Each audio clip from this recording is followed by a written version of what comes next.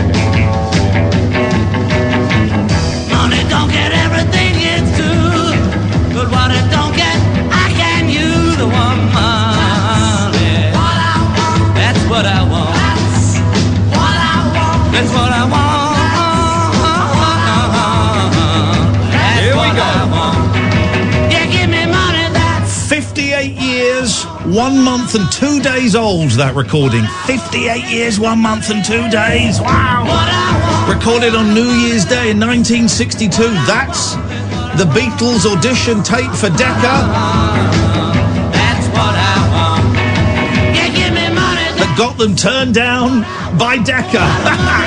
What was the name of the guy that turned them down? I should know this. I know this. It's Don. It's Dick. It would have been Dick, but yes, but the name of the guy that turned down the Beatles. Let me think. It's the guy that turned down the Beatles. It's no. I'm thinking of Dick James. Dick James was the music producer. It can't be Don. I'm thinking of Don Powell, who's just been kicked out of Slade. Have you Googled it, Catherine? No, not yet. Okay, Google it. Let's start the week as we mean to continue. By the way, my name's Ian Lee. This is the Late Night Alternative, weeknights from 10. That's Catherine Boyle. Yeah, hi. She's not just the Googling lady, she's also the co-host and the producer of this show. Imagine! I'm going to say that the name of the guy that turned down the Beatles was... I'm going to say Dick.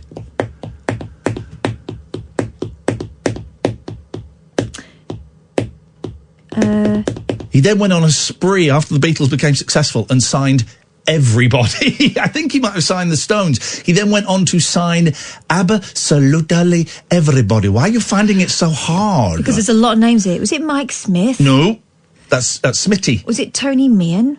That was the Decca audition session producer. No! A month later, rejected the Beatles. Come on! Guys! It doesn't say, just says Decca. There's a famous guy that turned down the Beatles. Hang on, we'll get there in the end. Let's start the week as we mean to continue. They chose Brian Paul and the Tremolos instead. From Luton, I believe. Let's start the week as we mean to continue, Catherine, with confusion. Are you ready? Oh, yeah. Hello, Alan. Hiya, boy. Hello. I've got a confession to make. Ian. I've got a confession. I've called Nick Abbott. Hello? Hello? Is that you, Ian? Yes, who's that? It's Alan.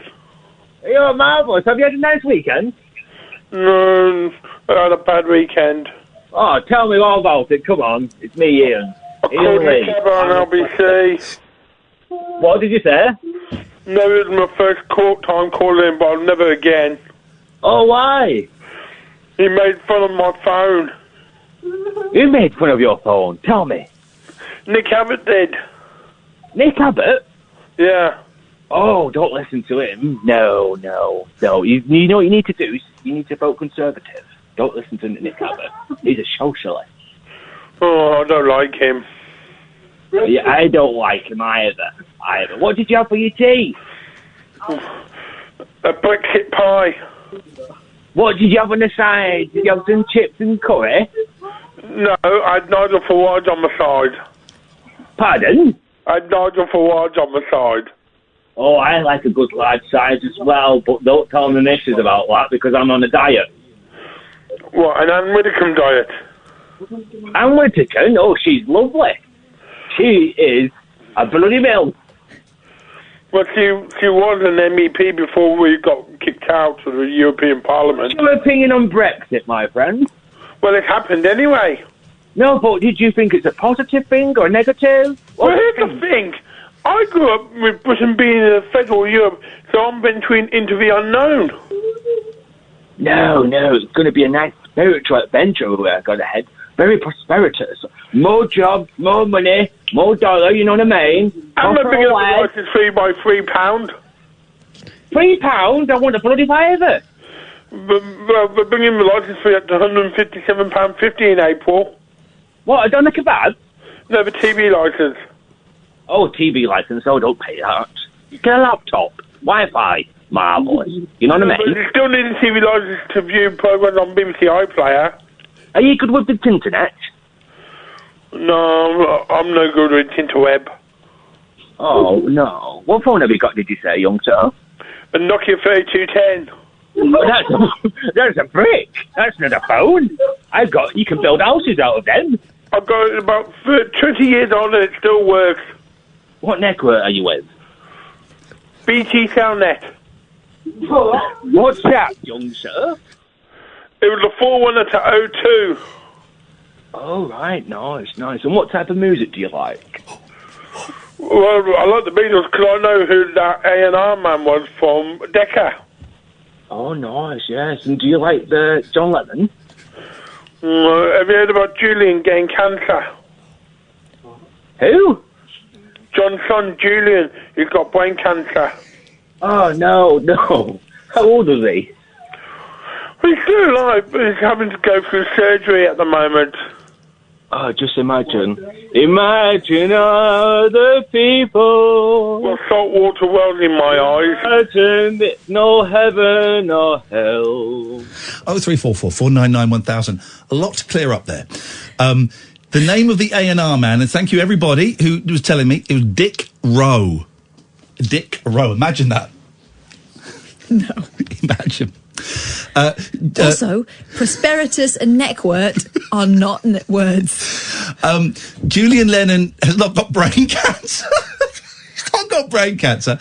He posted, I saw this post today actually, he had a birthmark on his head and he was at the doctor's recently and the doctor was just checking something and went, oh, that birthmark's grown. I suggest you get that checked. He checked it. It did turn out that it was cancerous, had it removed from the top of his head. So it wasn't brain cancer. Not in his brain. It's not brain cancer. It's close to his brain, but it's on the other side of the skull. So it's not brain cancer. Was there anything else in there I had to fact check? Can we just go back over prosperitus and neckwort? What neckwort are you on? I remember my first mobile phone number. I remembered it yesterday. Oh, yeah. 04411 262 271. That's a great number. But 04411? How can What kind of number is that? We're going to dial it now. Let's just see what happens, guys. 044. Probably should have checked this before we did it, just in case. Imagine if I answer. 262 271. Would it be 90s you? It would be. I'm going to tell me I've got some... There we go. That's my old phone number. If you want my old phone number, guys, 04411 262 271 is the phone number. I remember my old phone number from when I was 9. Okay, let's go. Oh, God. I'm having so much fun, and we're only 11 minutes into the week. A lot to talk about. Ben is on the line. Good evening, Ben. Hello? Hello, Ben. Can you hear me? Yeah, unfortunately. Thanks for your call, Ben. Good one. So, the reason we started off playing the Beatles Decca auditions, because who was playing drums in that?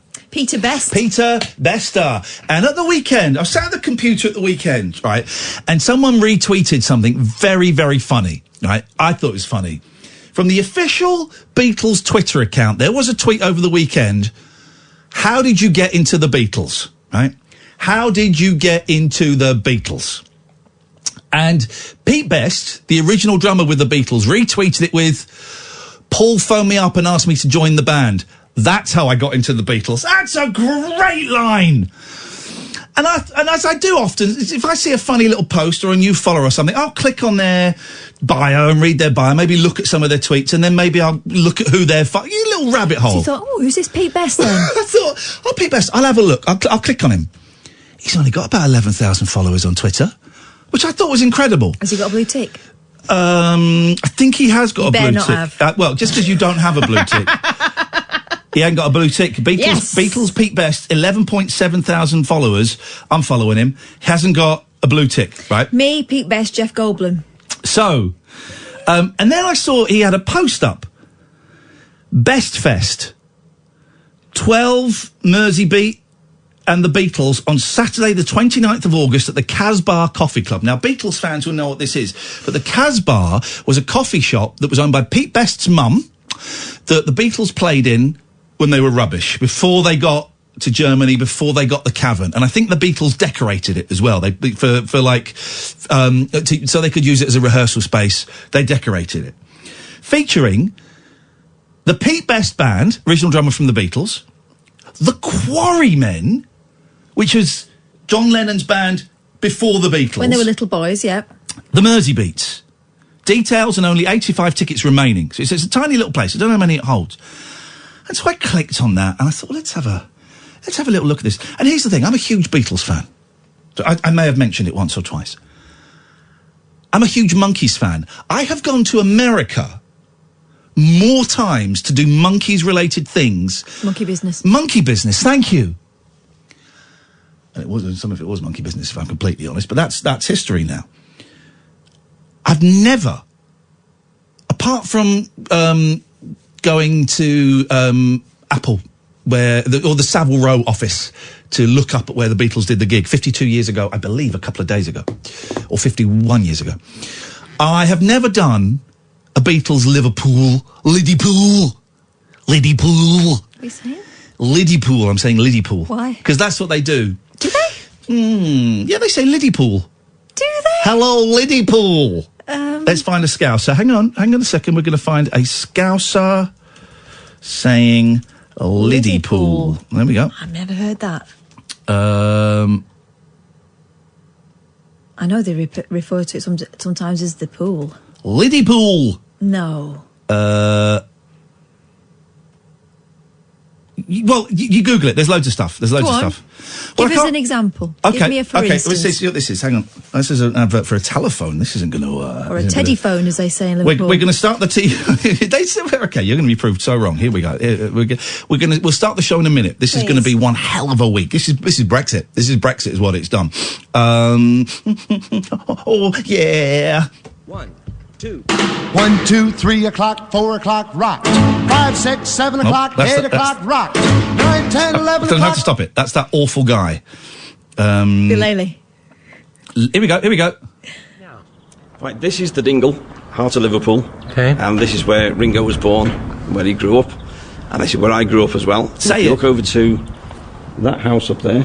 Okay. That's where I lived from 1969 until I got married in 1987.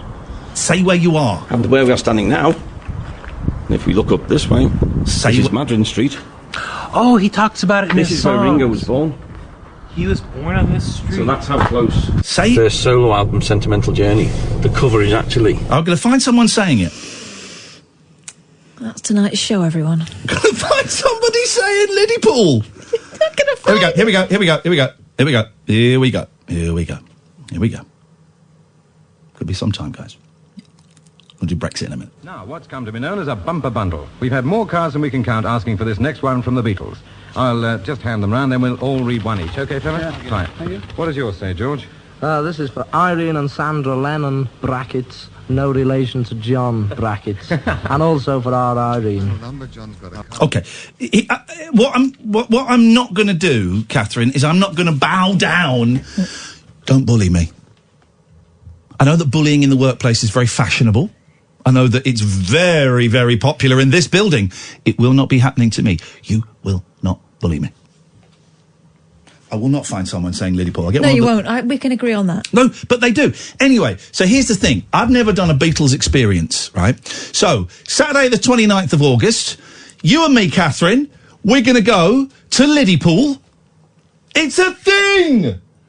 And we're going to go and see the Pete Best Band. I thought, well, that's a long way to go for a gig. Yeah. So Sunday, we are going to see John Lennon's house, baby house, and Paul McCartney's baby house. We're going to go to their baby houses and see them. Great. And probably go up on Friday and do like a radio show or something from there. We're going to do a radio show from Liverpool celebrating them Beatles. How's about that? No, that's Jimmy Savile. Hey, how's about that then? How's about that then? Please don't do the accent while we're there. How's about that then? Hey, scram. Scram? Scram. What are you saying? Go on, scram. How's about that then? That's ace, that's fab. That's gear. That's pucker. That's pucker pies. Oh, my God. So that's what's going to happen. So, August, we're going to be doing the show live from Liverpool, in the north of England. That's why we played Pete Best. Oh, we'll get Pete Best on the show. I mean, I don't know how, but why not? And this is what it's all about. This is what tonight's show is all about, right? This is what tonight is about. It's about living. It's about grabbing life by the balls and twisting and pulling and caressing and blowing on them. It's about celebrating the fact that we are alive and we may not be here for much longer. So I'm just going to do stuff that I want to do. I'm going to become a hedonist. No, not a hedonist, but just I'm going to go to Liverpool and see the Beatles. Bother the Beatles. See the Beatles. Oh, they do, don't they? Oh, they do, don't they? Oops, Charlie, Charlie. Oops, Charlie. Oops, Charlie, Charlie. You know that? Yeah. Okay. We're going to play some ads. I'm going to have a little pep talk with Catherine during the ads because I don't feel I'm getting the support that I need to carry this show through. 03444991000. This is Talk Radio. Catherine. Late night, Ian Lee on Talk Radio. Now, not in any way casting aspersions on the terrorist attack at the weekend. That was a big story. Yeah. Rightfully so. Mm-hmm. Rightfully so. Rightfully so. No. I'm not doing a joke. Kath look at me going, please don't, Ian. I mean, we came yay close to being sacked before Christmas. I'm not doing a thing. Obviously, that's dominating the stories. I found a story today which is important in a different way. I found a story today that's tiny, and I think this should be front page news. Go on. I'm not even doing a joke. Yeah, no. It's on page 17 of the Star. And I've not seen it in any other papers. Right? Because I bet this... I'm going to choose my language very carefully. One could imagine that this might just be the tip of the iceberg. Page 17 of the Star. And I'll say it and you'll go, ooh. Everyone will agree this should be front page news. Right? An actress has claimed that veteran rocker Sir Mick Jagger slept with her when she was only 15. Innit? Yeah. Now. When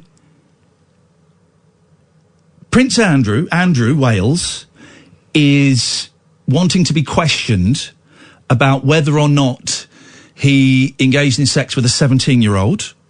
I know it's hard to play comparisons here, so indulge me slightly. And you know, we all know that he hung out with a child rapist, and the FBI want to question him about possibly did he or did he not have sex with a 17-year-old who had been trafficked. That was the word. Thank you. And of course that should be investigated, and of course he should go and talk to the FBI. Of course, you can't really play top trumps with this. I'm fudging it a little bit. An actress saying that Mick Jagger slept with her when she was only 15 is like, that's the size, that's the story there. It's nothing. Now, also, let's look at underneath it. She tells of hot fling. Yeah. Raunchy moves, Ray, with Mick in video. Now, if this is true, right, first of all, I read it and went, oh, I'm not surprised. But secondly, that's Mick Jagger. It's Mick Jagger. Oh, it's the Stones, though. It's Mick Jagger. I mean, what do you expect? I don't expect him to be raping children. And that's what it is at 15, because you can't give consent. So it is, well, I believe they call it in the States statutory rape, which is where even if a 15-year-old says, yes, I want to have sex with you. They're too young to give consent. They cannot give consent. Now, this is just her account. I have to say, for legal reasons, this is just her account. There is no statement from Mick Jagger on this in this story. We read on. But Ray, an actress has claimed that veteran rocker Sir Mick Jagger slept with her when she was only 15. But Ray Dawn Chong, now 58, said the flamboyant Rolling Stones frontman did not know her age. Well, that's not... I mean, that would be brought up in a court of law, but that's not a get-out-of-jail-free card, is it? Well, I didn't know she was 15. It could be brought in... A good lawyer could argue, but still not... I didn't know it was illegal to murder in this country. Ray, who was wed 3 times, irrelevant, said it wasn't a #MeToo moment, and she enjoyed a 2-day fling in 1977 with the singer. A 2-day fling. I know. Isn't the language interesting and wrong? Who was then aged 33. Jeff. That's Jeff, isn't it? Okay, let's bump up the ages a bit. So he's 33, she's 18. I mean, it makes me uncomfortable, but fine. Take that down to 17, 16. That's very... 15, I mean, it's not great, is it? If what she's saying is true. 2-day fling in 1977 with the singer who was then aged 33 and still married to his first wife, Bianca. The film star, who later appeared in the video for Jagger's 1985 single Just Another Night, said he was adorable and she got to experience being a groupie. She said, and this is... okay. She said, I was only 15, but it was my body, my choice, my decision. He never asked me how old I was, and I never told him. It never came up. There's so much wrong in that sentence. I don't want to demean her words and her story and her experience. But a 15-year-old can't give consent. No. I'm listening to Pamela Des Barres' memoirs at the moment on Audible. Famous groupie. But actually, I suspect I've not read the book. I haven't read it. It's something I would have laughed at 20 years ago. I suspect actually there's a lot of abuse in there. There's a lot of young teenagers stroke preteens not a lot of young preteens, but there at least one very dodgy incident involving a preteen. Her and I think, if I remember rightly, 9-year-old boy that a pop star encouraged her to kiss and roll around in the hay with. I mean... And I'm uncomfortable because it's a pop star that I've worked with. Yeah. It's a pop star I've worked with. We can say it. It's Boyce and Hart. It's mentioned in the book. The songwriters wrote the Monkees theme tune. I've worked with Bobby Hart. They got them to ride according to this book. This is funny. I was hesitant to say that. Yeah. Because I've worked with him. Yeah. Well, exactly. Isn't it? According to this book, she was encouraged, and I think she was late teens, to ride a horse naked with this kid on the back. Was he 9? You said 11 when you told me the story previously. Either way, I mean, he's well under teenage. Yes. Ewan and Shirley, stay there. I'll come to you in a second. And then they were told to get off the horse and kiss, and she was told to teach him how to kiss. It was told in such a kind of, such a spacey, innocent thing. Nah, that's a child. It's a child. She said, I was only 15, but it was my body, my choice, my decision. He never asked me how old I was, and I never told him. It never came up. I remember thinking he was really cute. He had tousled hair. I thought, oh man, he is beautiful. Ray, best known for her role in 1985 film Commando, added, he grabbed my hand and we jumped in his limo and went straight to a recording studio. The Stones were there. I was in the background. I remember being in there for hours and hours. Then I slept over at his apartment. I knew what I was doing. I was experimenting with Mick. I was having fun. She said that she wanted to speak out and own the story after accidentally blurting out about their fling in a podcast. After accidentally. So, yeah, I had sex with Mick Jagger when I was 15. Oh, what a No, what that feels like to me is that it's a story she's been telling for years and she didn't. So Mick has declined to comment on the claims. Right, it's a claim. And unfortunately, in the last couple of years, we've all learned as a nation to be a little bit more questioning of claims than perhaps we were a few years previous to that. But flipping heck, man. Flipping heck. You know, there is a famous story of Jimmy Page drugging and kidnapping a 14-year-old girl and taking her across state lines in the United States. These things happen, and we know that they happened, right?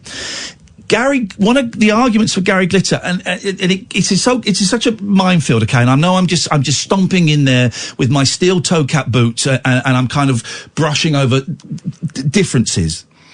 Before Glitter was found guilty of raping 12-year-old girls and under, and I'm really sorry. What a horrible way to start the week. We'll get back to the fun in a minute. Trust me. I think one of the earlier allegations was 15. And the argument was, well, the reason they're going for me, Gary Glitter, is because I'm a joke. They're not going for if you're David Bowie or Mick Jagger or Jimmy Page, you're cool. Yeah, so if you're dispensable, you take the flak for everyone. Yeah. 11 years old, the boy in this story. Thank you. Hamlet Debar. I'm having a couple of people on Twitter say that Catherine's mic is quiet. I don't know if that's the case, Simsy, or maybe it's Simsy. If you're winding me up, I'm going to come and destroy you. This should be like this is thrown away. Page 17 of the Star. It's like takes up a third of the page, and two pictures are of this woman looking sexy. You know, that's how this story is being spun. Presented. Actress Ray tells of hot fling with rocker. Well, surely no. It should be actress alleges or suggests or says that she was raped by Mick Jagger. That should be. That's the story, and that's the problem. That's the problem with a lot of this, right? Is that. And also, Jonathan King was found guilty of having sex with boys of 14 and 15, and he said, well, if it had been me with the girls, it would be different. Actually, probably would. Doesn't in any way justify what he did. That's still criminal. It's still abhorrent. Being not one of the 14-year-old boys of Jonathan King, but still being a 14-year-old boy who was involved in situations like that. It's still abhorrent. It's still abuse. But actually, yeah. But also, stories like this and the way it's being told have an impact on kids like that. Yeah. Because it takes a long time for some people to recognise that what happened to them was a power imbalance and that it was abuse. We're going to take a break. I am getting a lot of people saying that Kath's mic is very quiet. So I don't know if we can boost the... Is it the wrong way round? I don't know. I don't know. I've got people on Twitter just talking to it. Hello, 1 2. I mean, it sounds fine to me. I don't know if maybe what we can do is I can get my bell out and I can ring it every time Kath is about to speak, and you can turn your radios up. I don't know if that would work. Or I can put my face right next to the microphone. Al says the age of consent in France is 15, 14 in Germany. I thought they had changed it all to 16. Used to be 13 in Spain.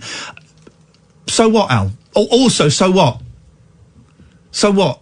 I mean, are you saying... I don't quite get what you're saying there. But I thought that when the EU kind of kicked in, that it had to be regulated to 16. I thought that was the case. This is a heavy start to the week. Ages of consent, according to Wikipedia, yes, are currently set between 14 and 18. The vast majority of countries set their ages in the range of 14 to 16. Only 3, Cyprus, Ireland and Turkey, do not fit this pattern. 17, 17 and 18. Okay, so Al is saying that it's okay to have sex with a 15-year-old. Only if they're French. In France.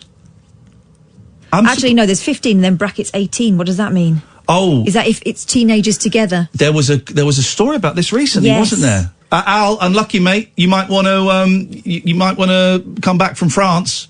Hang on. It's got to be 18 if you're over a certain age, I think. It has. Let me just check. But also, why would you... I mean, I don't get the point, Al. You're saying that it's okay to have sex with a 15-year-old. I would very, very strongly disagree. Very, very strongly. Let's take a quick break. We can get that caller back that we had, and we'll go to her and we'll go to you. And 0344 499 1000. This is Talk Radio. Late night, Ian Lee on Talk Radio. Right, everybody who says that Kath is quiet, Simsy and Paul, what are you listening on, please? What are you listening on? Oh, Go on. why? Do you think I'm being censored on some outlets? Yeah, I do. Oh. I do. In the same way that Boris Johnson won't allow certain newspapers to his press conferences, certain streaming formats will not broadcast your annoying voice. Shirley! Oh, hi. Oh, sorry, there's an echo. There's an echo on the phone. Can you still hear it? I can hear you absolutely fine, Shirley. Hang on, let me just try and move you. Sometimes this fixes it, sometimes this doesn't fix it. So I'm going to switch you over to that line. Oh man, what's going on with the phones today? Is that any better?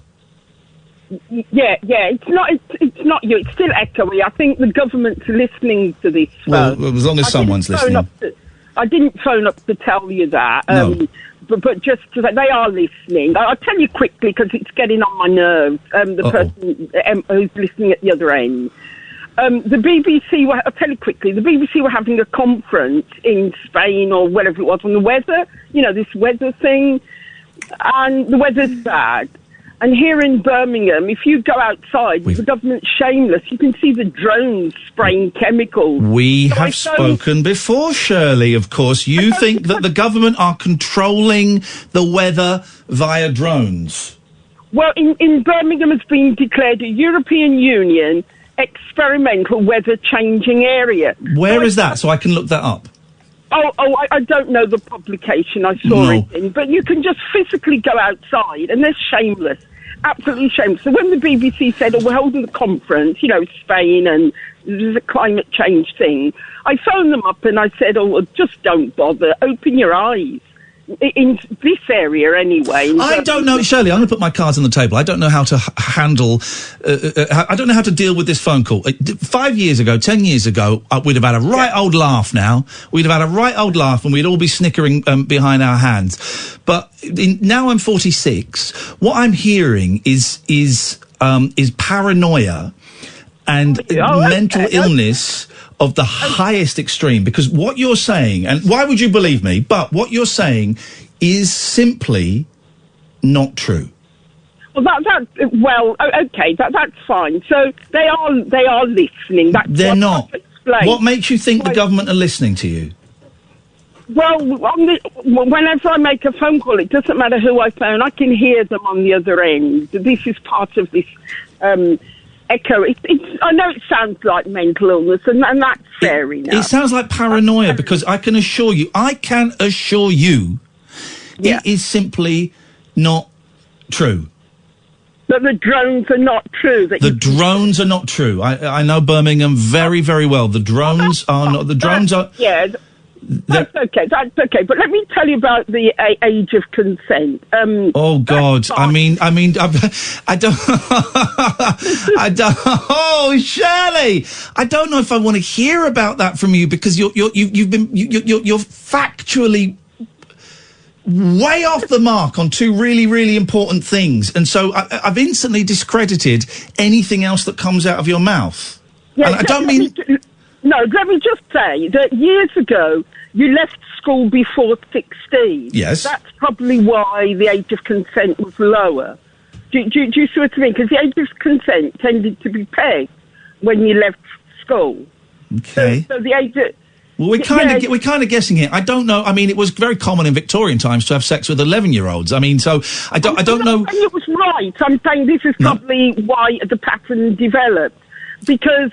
If you look at Bill Wyman, he had sex with a younger girl. Was she called Mandy Smith? And he would. I have to listen. I have to say, he would claim that they didn't have sex, but they certainly had. He certainly went out with her when she was, I think, 13. They were very, very close. He would claim they didn't have sex until she was of consent. Well, that's fine, but she's written a book, and you can Google this, called "Abused" by Mandy Smith, and you can put her story. I would like to read that. But I do think that. People had sex below 16 because it was pegged more to the age you left school. So I don't really know. I don't really know what to do with that information. But thank you. Oh, I'm not saying it's right. No. I know you're not. I know you're not. So now we leave school at 16. The age of consent is 16. Well, I think it's been 16. I don't know when it became 16 in this country. Because, Kath, when was the age of consent in the UK? changed to 16, and what was it before that? If you can find it, because I remember, I don't remember. My dad left school when he was 14. Yeah, my mum did. But this doesn't actually add anything to the conversation. This doesn't take us anywhere. No, I'm saying that's why yes? you had this pattern of blokes going with younger girls, and especially pop stars, because back in time, there's loads of stories with them going with younger girls. All right. Not right. No, not right. Wrong. The age of consent, as decided in 1885, remains essentially in place for girls at 16 years, despite its lack of relevance to contemporary concerns such as child sex abuse and teenage pregnancy. Shirley, thank you very much indeed. I found out about France. They haven't got any age of consent at the moment. 4991000. They don't, but they have something, because there was a case recently of a man in his 40s having sex with a... and they were looking to move it as a result and have 15 as the age of consent. Right. But I found this, The Independent. What a start to the week, guys, huh? May 2018. Yeah. France has stopped short of setting a legal age of sexual consent following a heated debate in the National Assembly. While the lower house voted on a bill to toughen laws on the rape of children, lawmakers voted against setting at 15 the minimum age at which a minor cannot consent to a sexual relationship with an adult. As a result, there is still no law establishing a legal age of sexual consent in France. Insane. I mean, that's insane. The bill makes sex between an adult and a minor under 15 illegal, but accepts the possibility that a minor is capable of consenting to sex. Oy. Ewan!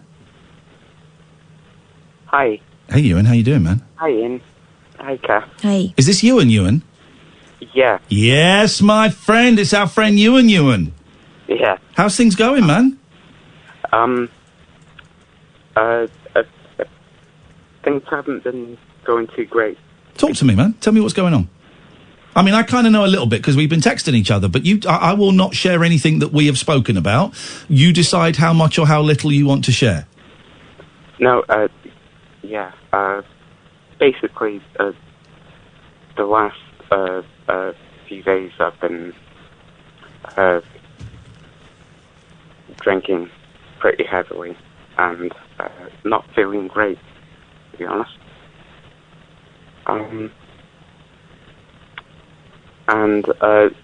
Yeah, I just wanted to reach out. I really appreciate you being honest with me. As I said in the text, when you told me that you've been drinking the other day, you weren't able to stop. Yeah, I felt kind of locked into the drinking again. Yeah. So you thought you'd have another drink because you were full of shame about drinking. So you might as well go out in style. Yeah, exactly. I got it, man. How long were you sober for before you picked up a drink again?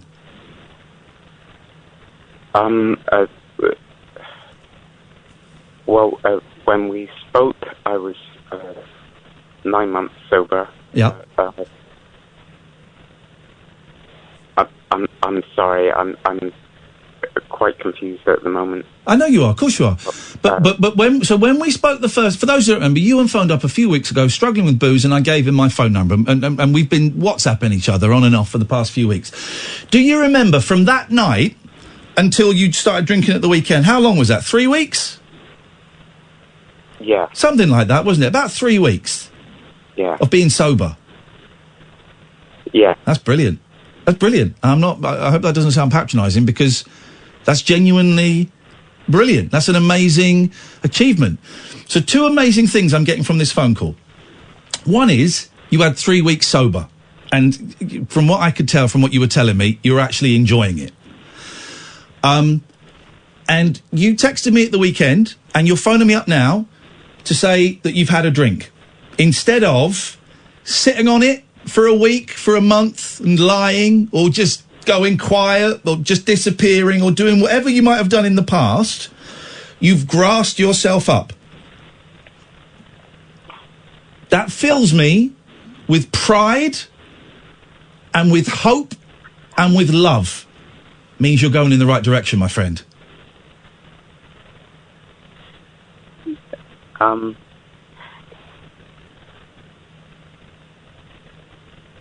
Yeah, I can see that. You're going in the right direction.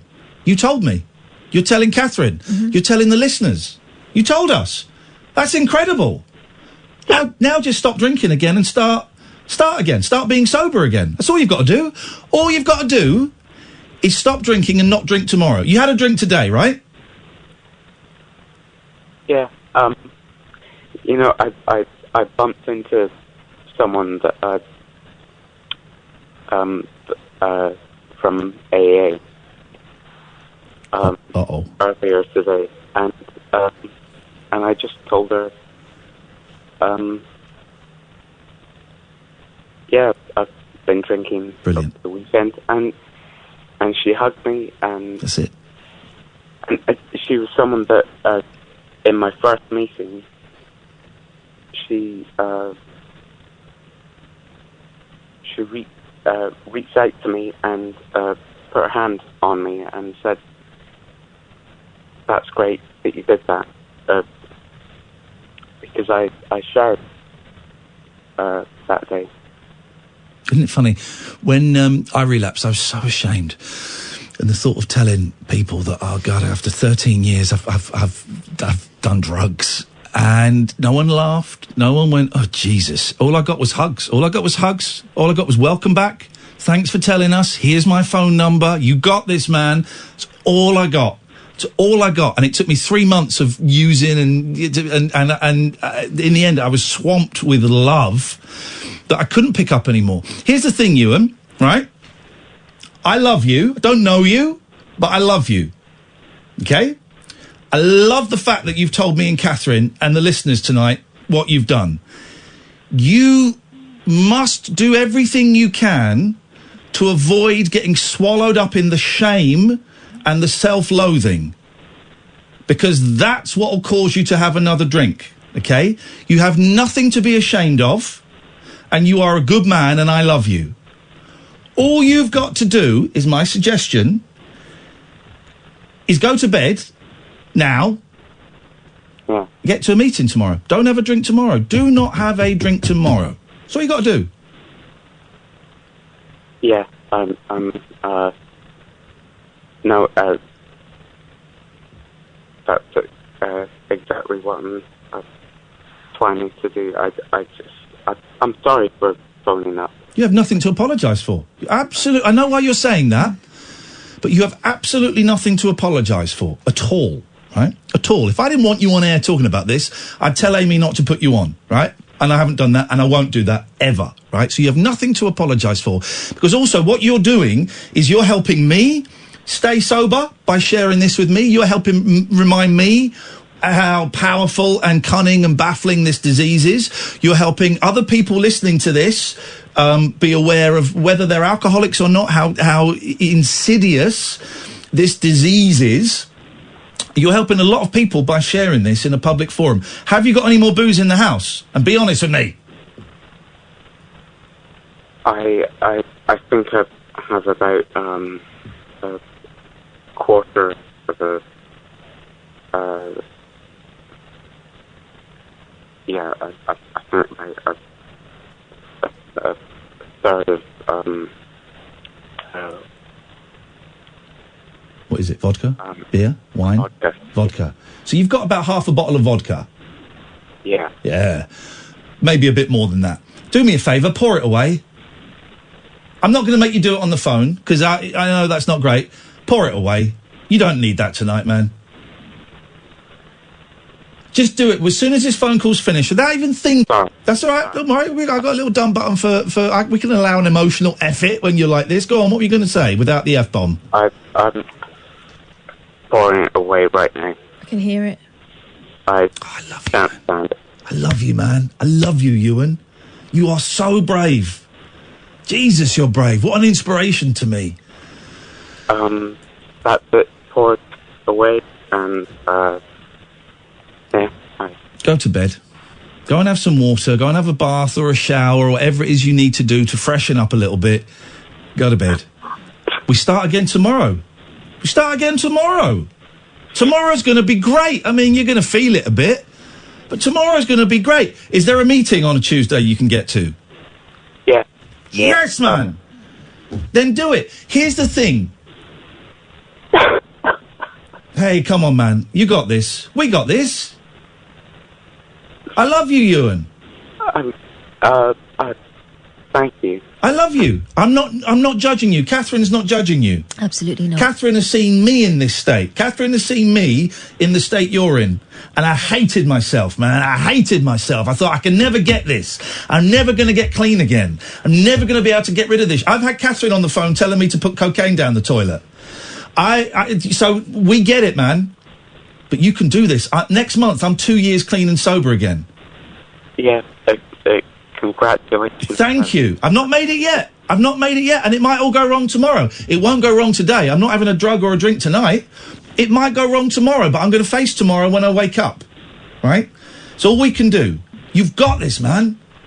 I've so enjoyed your WhatsApp messages, because I write these little, hey man, hope everything's okay, and you write me these really lovely, long, beautiful, detailed accounts of what's going on, and I love it. It's a joy. Every time your name pops up, it's a joy.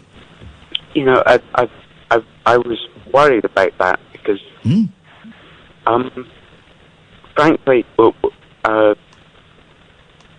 you know, it really moved me. Our call a few weeks ago, and I just thought, no, Ian, don't give your I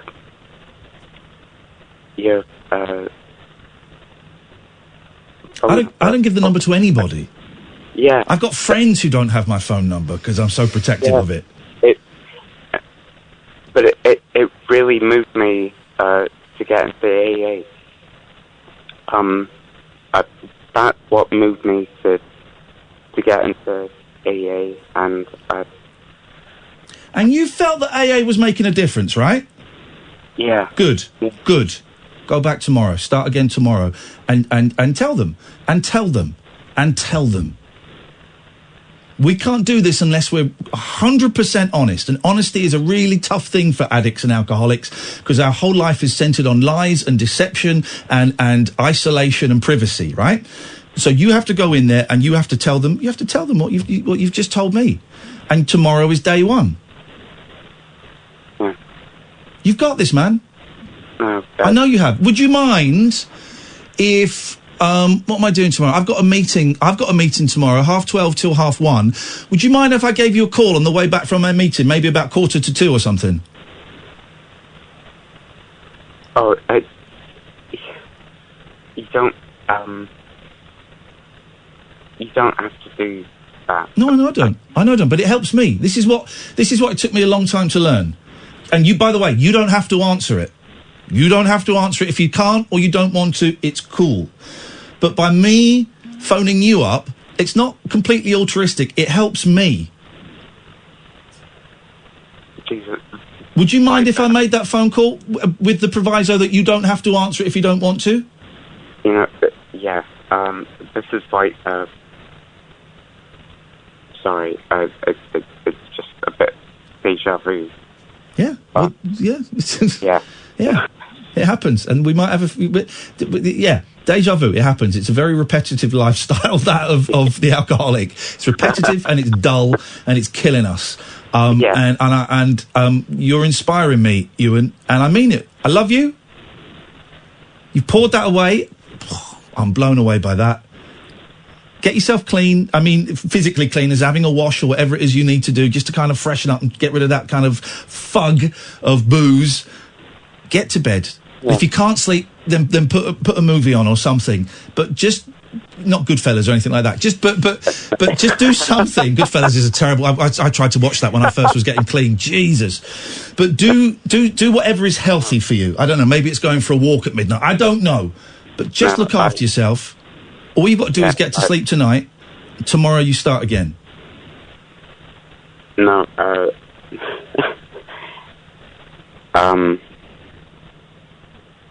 Yeah. Yeah? No, you're right. I don't have any booze now, and thank you. No, man, thank you. Thank you very much. We'll speak tomorrow, possibly. I will certainly call you. I will not be offended if you don't answer the phone, okay? I promise you. All right. You and Kath, take care. Thank you, man. So much. Get some sleep, Ewan, and we'll speak later. Take care, brother. All right. Bye-bye. What a nice guy. What a brave guy sharing that, man. Imagine phoning up and sharing that. That takes balls. But also, like you say, it gives us hope because he didn't have to dob himself in. Of course not. That shows that part of him is fighting back. I was so proud when he sent me a tweet the weekend. It was Saturday. I've drunk. I'm really sorry. I was disappointedly drunk. Of course I was. But I was prouder and more pleased that he told me. Here's the thing, right? Like with what happened with you. Disappointed and frightened for you. Yeah.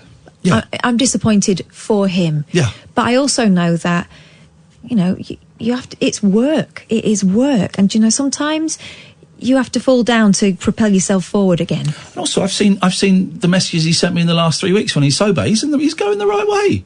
He's going the right way. He's going the right way. And also, me phoning him up isn't altruistic. It helps me. Helps remind me why I'm doing this. That honesty as well, grassing yourself up, can make the difference between a blip and a relapse. Yeah. He's a good man, Ewan, and he's got it. He's got it. He's got it now, pouring that drink away. Yeah, but you know what that does, and you know what that does, it stops it calling to you. Of course it does. You made me throw cocaine away, and I'm like... I know. I don't want to throw it away. I don't want to throw it away. But it's you sent me a picture of it down the toilet. He did it. Thank you for that. And I don't think I ever... maybe I did thank you for it. Don't I don't matter. know. But thank you for that. Thank you for that. You would do it for me. I would. Of course I would. Thank you, Ewan. I love you, man. And you got this. You got this. And if anybody... Can we get the number for AA? If anybody is struggling with booze... AA, I got clean in Narcotics Anonymous because cocaine was my problem. We talk about this a lot. I know some of you might be bored. Tough. But I'm just going pretty much. I went to NA tonight, but I'm going to AA a lot at the moment. And if you've got a problem, or you think you've got a problem, or maybe one of your mates has got a problem, the number for AA is... It's a free national helpline, 0800 917 7650. Do it again? 0800 917 7650. Oh, just Google it, you lushes! For crying out loud, Google it! Give them a call. The phone is manned by alcoholics. You know, it's not counsellors, it's not paid people, it's alcoholics.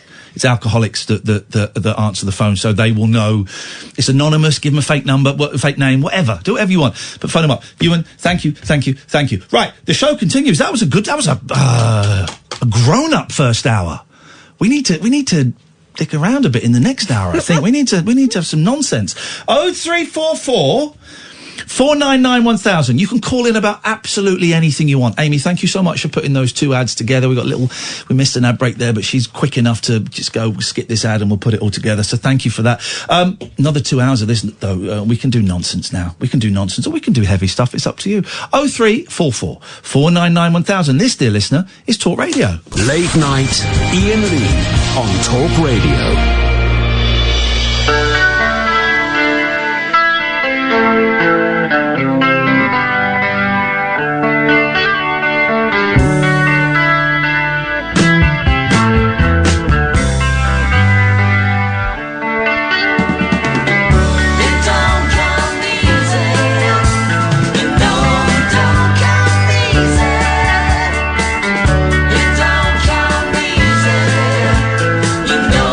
Don't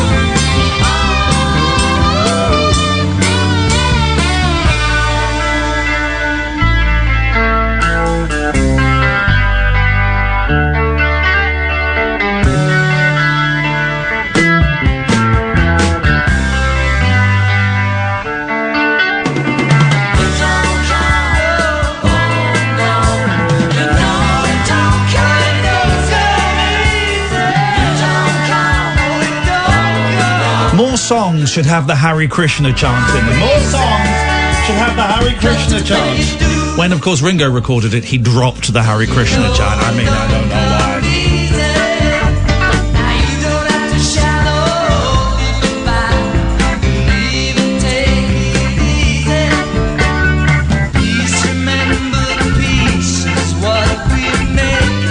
Okay, I think we've done that. I just saw a funny video that John Ronson retweeted. Can we play this? I mean, I don't quite know how it works. The heading is, this is wonderful. A man sitting alone on a bench in a park singing Living on a Prayer by Bon Jovi. By the end, the entire park joined along to sing with him. So it looks like it's what we would call politely a character. An eccentric, possibly a down and out, I can't quite tell, being filmed from behind. Two things. Either it's a setup, which is possible, doesn't quite look like a setup. No, but it's strange they'd be filming him from the back like that. Or you see someone doing something crazy and you film them. Maybe. That's the world we live in. I don't know how good the audio will be on this, but so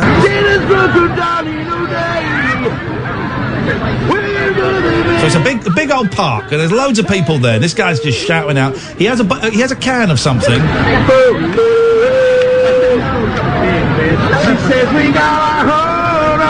No one's joined in yet. Here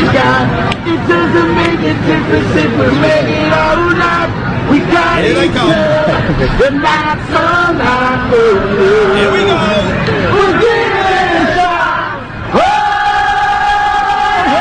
The whole park joins in.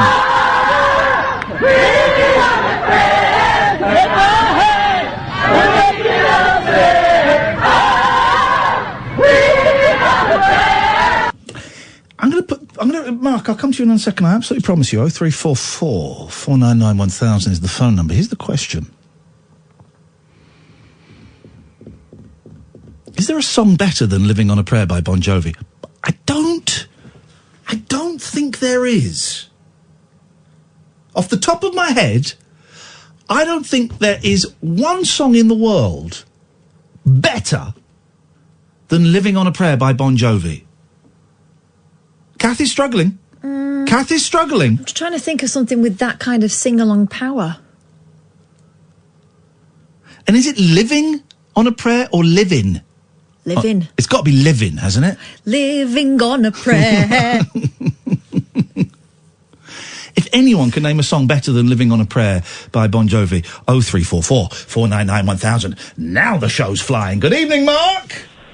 Good evening, Ian Lee. How are you? Oh, Mark, as Catherine will attest, I am very, very windy this evening. Goodness. What can we do? I had a steak and cheese toasty today in a wonderful cafe in Chiswick.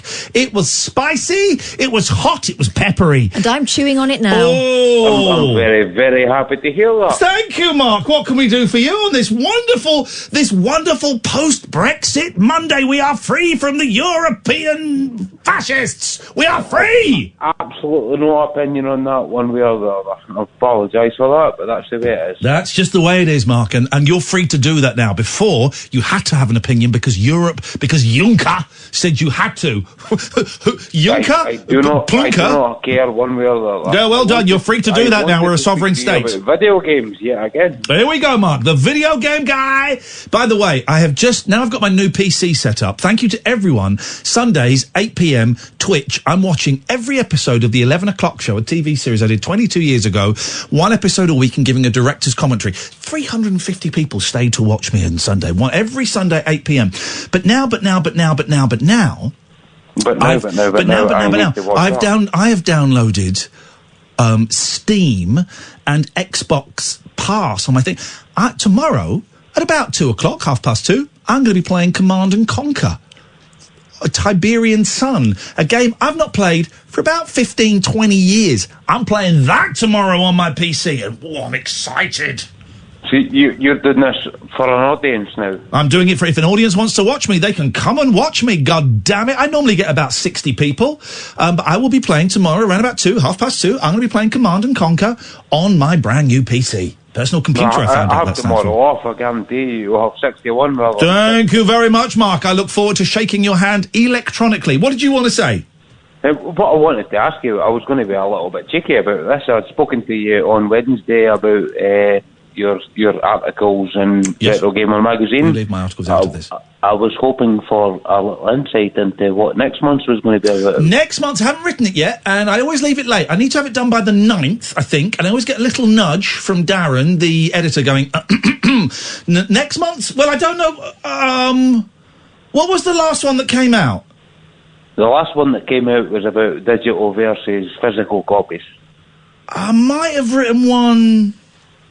You had said when I called you last week that you had the latest one in your head, and it just had to be. I might have written one. written. All right, I might have written. I've written one since then. I've sent in, and I can't. I've written one about the documentary I did called Thumb Candy. So that's probably the next one. The one I'm going to write is about how I have never completed a video game. That's the one I'm going to write this week.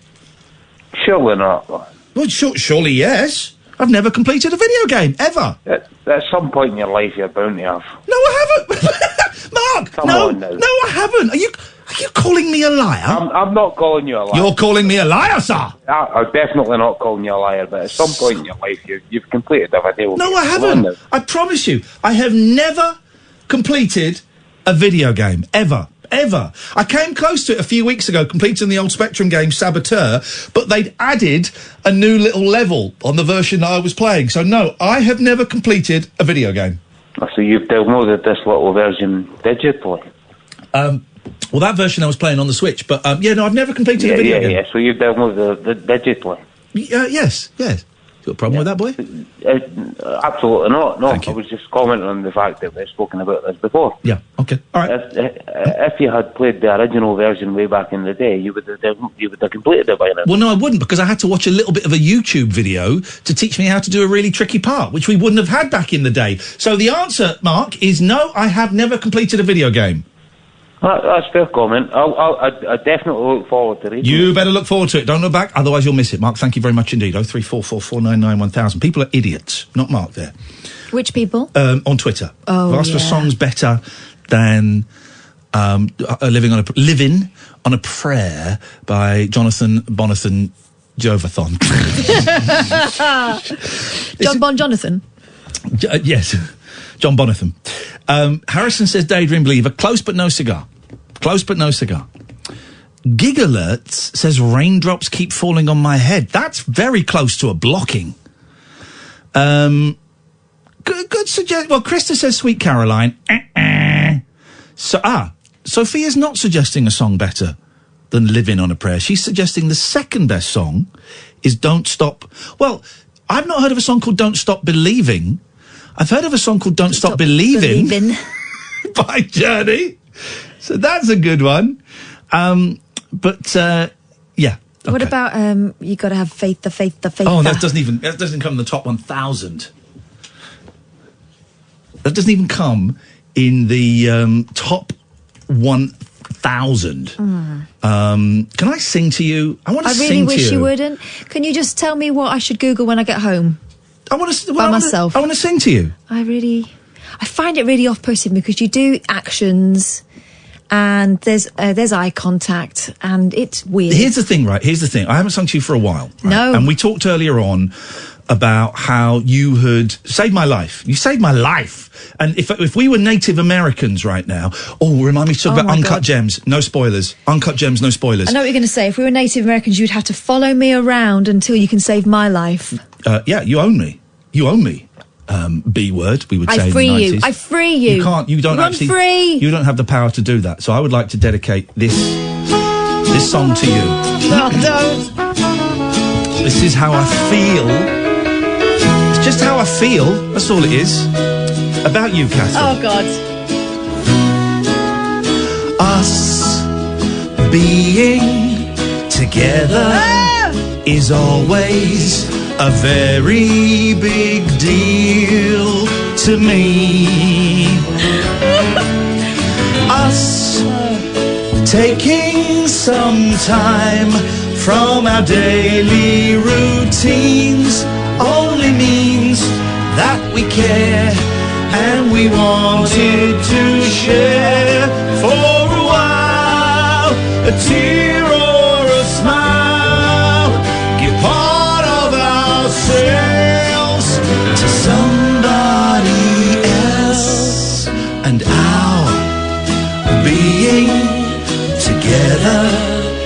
always so honest and real. A bit too to real. me. It's a bit too real in here today. Us both saying yes. I'm aware that you're there. Goes to show how you know when somebody loves you so. Okay. This is how I feel. Please stop. Being together is my kind of fun. Learning your ups and your downs is my dance in the sun.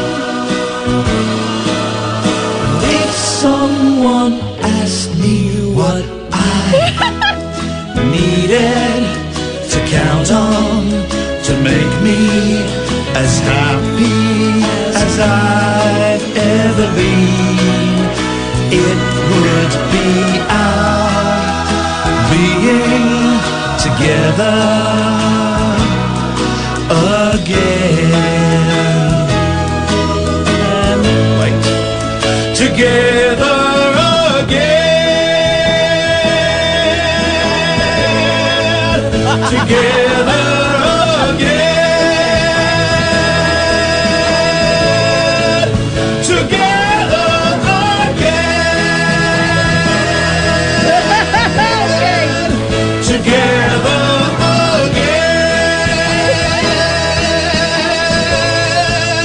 Together. Again. Took me ages to learn how to do vibrato on my voice. Turns out you just squeeze your Adam's apple. No, I didn't do that. I was doing technique.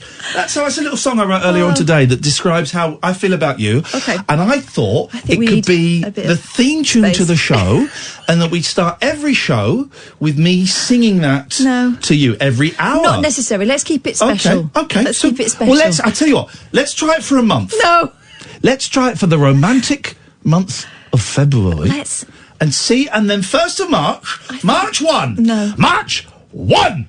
We will sit down and we will discuss how it went. I think this could be the anthem that the world is waiting for.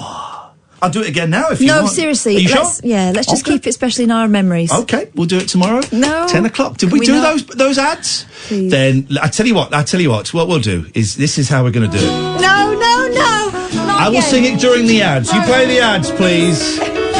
Here we go. Late night, Ian Lee on Talk Radio. In the sun. Oh, God, please. No more. And if someone asks me what I needed to count on to make me as happy as I've ever been, it would be our being together again. No. Stay over there. No. Together again. Together again. Together again. Together again. I love you, buddy. Thanks. All right. I love you, buddy. Yeah. You saved my life. Yeah. What am I going to do? I'm going to sing to you every day of your life. No, my that's gift to fine, you is the honestly. gift of song. No, that's fine. It's the gift of song If I'd every have known this is how it was day. going to end up. Let's go to 0344 499 1000. Oh, yeah. Every day you're going to get that. Please, can I- Because you saved my life. No, can I not? Let's go to Tony. Good evening, Tony. I didn't like it. I loved it. Yes! Tony, please tell me you're big in the record business. You work with Parlophone or A&R or something like that. Big time. Whoa, This is serious now. I've got to do something serious I can't get my head around. Okay, go on. Technically, Yes. if you put your socks on inside out, your socks are actually wearing you. I know. Mental in it. Mental in it. Flipping hot, man. I might have to go back on the gear for a night. Just twisted my melon. Whoa. Without so much as a Tony's bio put the leave. phone down. I don't even know if he was a real person. It's a mic drop moment. I don't even know if he was a real... Did that just happen, or was that just the high from the song? People are... Mouldy Old Dough is better than any song ever made, says David Badcock. Didn't you claim that Africa was the best song ever? Yes, that was before I'd heard Living on a Prayer by Bon Jovi. It's going to be the sound of the summer. Better than please don't steal any patter. Better than Living on a Prayer is Another Girl, Another Planet. No, it's not. I wish I was on another planet with you, since that. Another girl, another planet. No. Reached by S Club 7, says Pete. He's blocked. Mbop says Hannah. Sail on Sailor by the Beach Boys is... Shut up, Stu. It's not even the Beach Boys' best song. That's Endless Harmony. Kenny Loggins' Danger Zone, don't know it. Highway to the danger zone. Just like that. French Kisses. Oh, Paul. Oh, Paul. That is an underhand... That's an underhand technique and tactic that you have employed there. Catherine, what have you brought to the party tonight? S'il vous plaît, mademoiselle? Loads of things. Oh, by the way, can I just say... Sorry? Oh, I'm sorry. Don't start me up unless you're going to let me go. There's a great documentary series on the Channel 4 All Four website. Was it called All Fours? Or was it All Fours? Is that what it's called called? All Four. All Four. All Four. All Four, which is like the BBC iPlayer, but for but on Channel 4. Why have they called it All Four? Like All Fours? All for fun. All for one and one for all. Okay. Called Horny Leeds Ladies. Love in Leeds. Love in Leeds. It's from 1999. It's exploitative. It's horrible. It's unpleasant. It's probably a lot of it's staged. I think it's got the seediest theme tune you've ever heard. It's got like this kind of sexy down, like late night sort of midnight caller type vibe. But then it's got some random bloke going. It's basically horny women in 1999, sort of trying to get it on and failing miserably. Generally, it's so good. But this is partly why it's so good, right?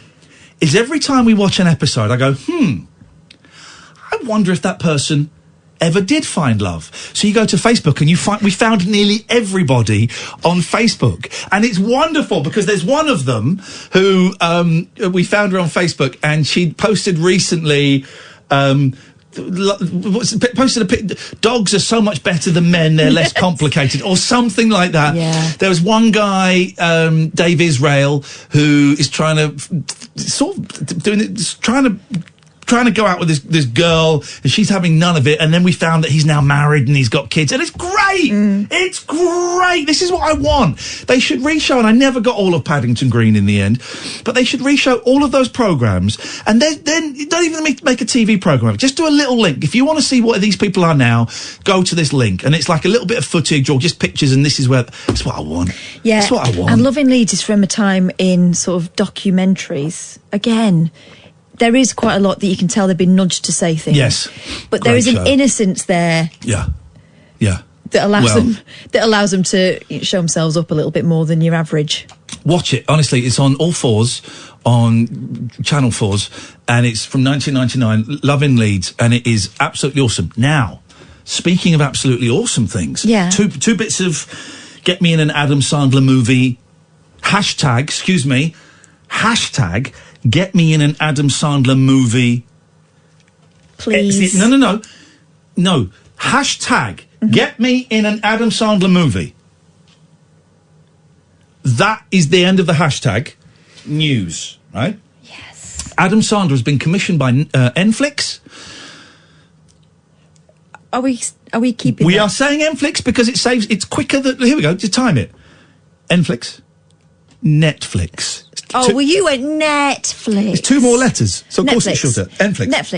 Netflix. Ready, steady, go. Netflix. Oh, come on. Say it normally. Ready, steady, go. Netflix. I said it first. Amy, could you count us in, please? Yep. 3, 2, 1. Netflix. Whoa! Who counts backwards? That's how you count someone in.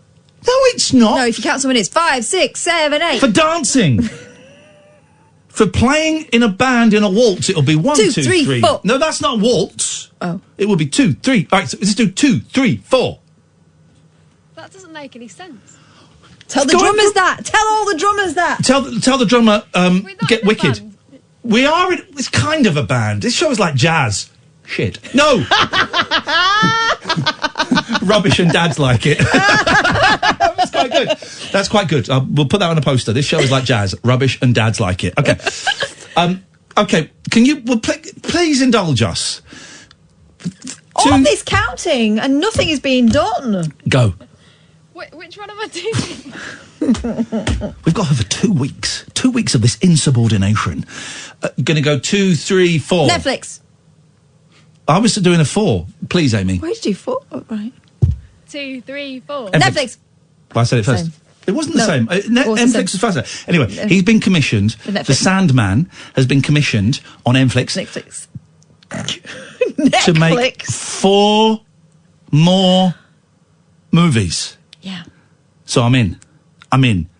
So I've got a 25% chance He's of getting... going to run out of actual actors. I've got a 25% chance of being in each of those films. Add that up. 25% times 4... It's 100% chance of being in an Adam Sandler film. That's the maths. That's science. You can't even argue with that. That conversation is closed. Here's the next bit of good news. Uncut Gems, which dropped on F-Day on Netflix, is absolutely astounding. No spoilers here. But the bit where he sings he doesn't sing. It's such a good film. It's 2.25 hours of complete unreleased tension. Yeah. And he is. Limmy pointed this out. He is basically playing Al Pacino in Dog Day Afternoon. But boy, he's great. Isn't he short? He's a small man. I reckon. Let me Google how tall is. What's the guy's name? Adam the Sandman. How tall is Adam Sandler? I'm going to say 5'8". What, same as? What's 1.77 metre? Here we go. 5'9" 3/4. Okay, mate. So he's 5'8.5". All right, Catherine, you've got something for us, Yeah, I have. which we'll get after this. Oh, come on! Late night, Ian Lee on Talk Radio. His films have grossed. Guess how much his films have grossed? $1 million! Now guess properly. How many films has he done? Quite a few. He's 53 years old, so you can probably work it out. $53 million. $2 billion. What's he spent it on? And then there's a YouTube... Not on teeth in that Uncut Gems. I was mesmerised by him. Yeah, the teeth were great, weren't they? The teeth were great. I spoke louder then because I was passing gas. Catherine, please tell us what you've got now. Anthony will come to you very, very shortly, I promise you, my friend. A mum has demanded that Tesco removes its Valentine's Day cards for children because she finds it weird. This is news. Valentine's Day cards. You said Valentine's Day cards. Nicola, if we're going to start pulling each other up for talking properly, Netflix, man, let's... It just makes me very, very uncomfortable. Valentine's Days cards. Where is my Valentine's Days card? Where are my Valentine's Days card? Nicola, who has an 8-year-old I'm gonna son... get loads this year. Are you? Yeah, from the whack jobs that listen to this show. I think we all know from whom. I won't be touching them unless I'm wearing latex gloves. That's what they're hoping, weirdos. Don't send me Valentine's Day cards. It makes me so uncomfortable. It really does. I think it's a disgusting... That's what women say when they want one. Don't buy me anything this year. Don't. Don't send me video games and cash, please. Please don't. Makes me very uncomfortable. Seriously, It's too much. Don't like receiving packages of free of money. We had someone send us money once. Did we? Yeah, no. Did we have someone send us like 20 quid or for a tenner each or something? Oh, yeah, we gave it to charity, didn't we? Didn't we? Yes, we did. We did. Yes, we did. That's a weird thing. What was that for? Was it for our birthdays or something? No, someone just said, I'm really enjoying the show. Have a tenner each. A tip. It was either 20 quid between us or 20 quid each. It might have been 20 quid each.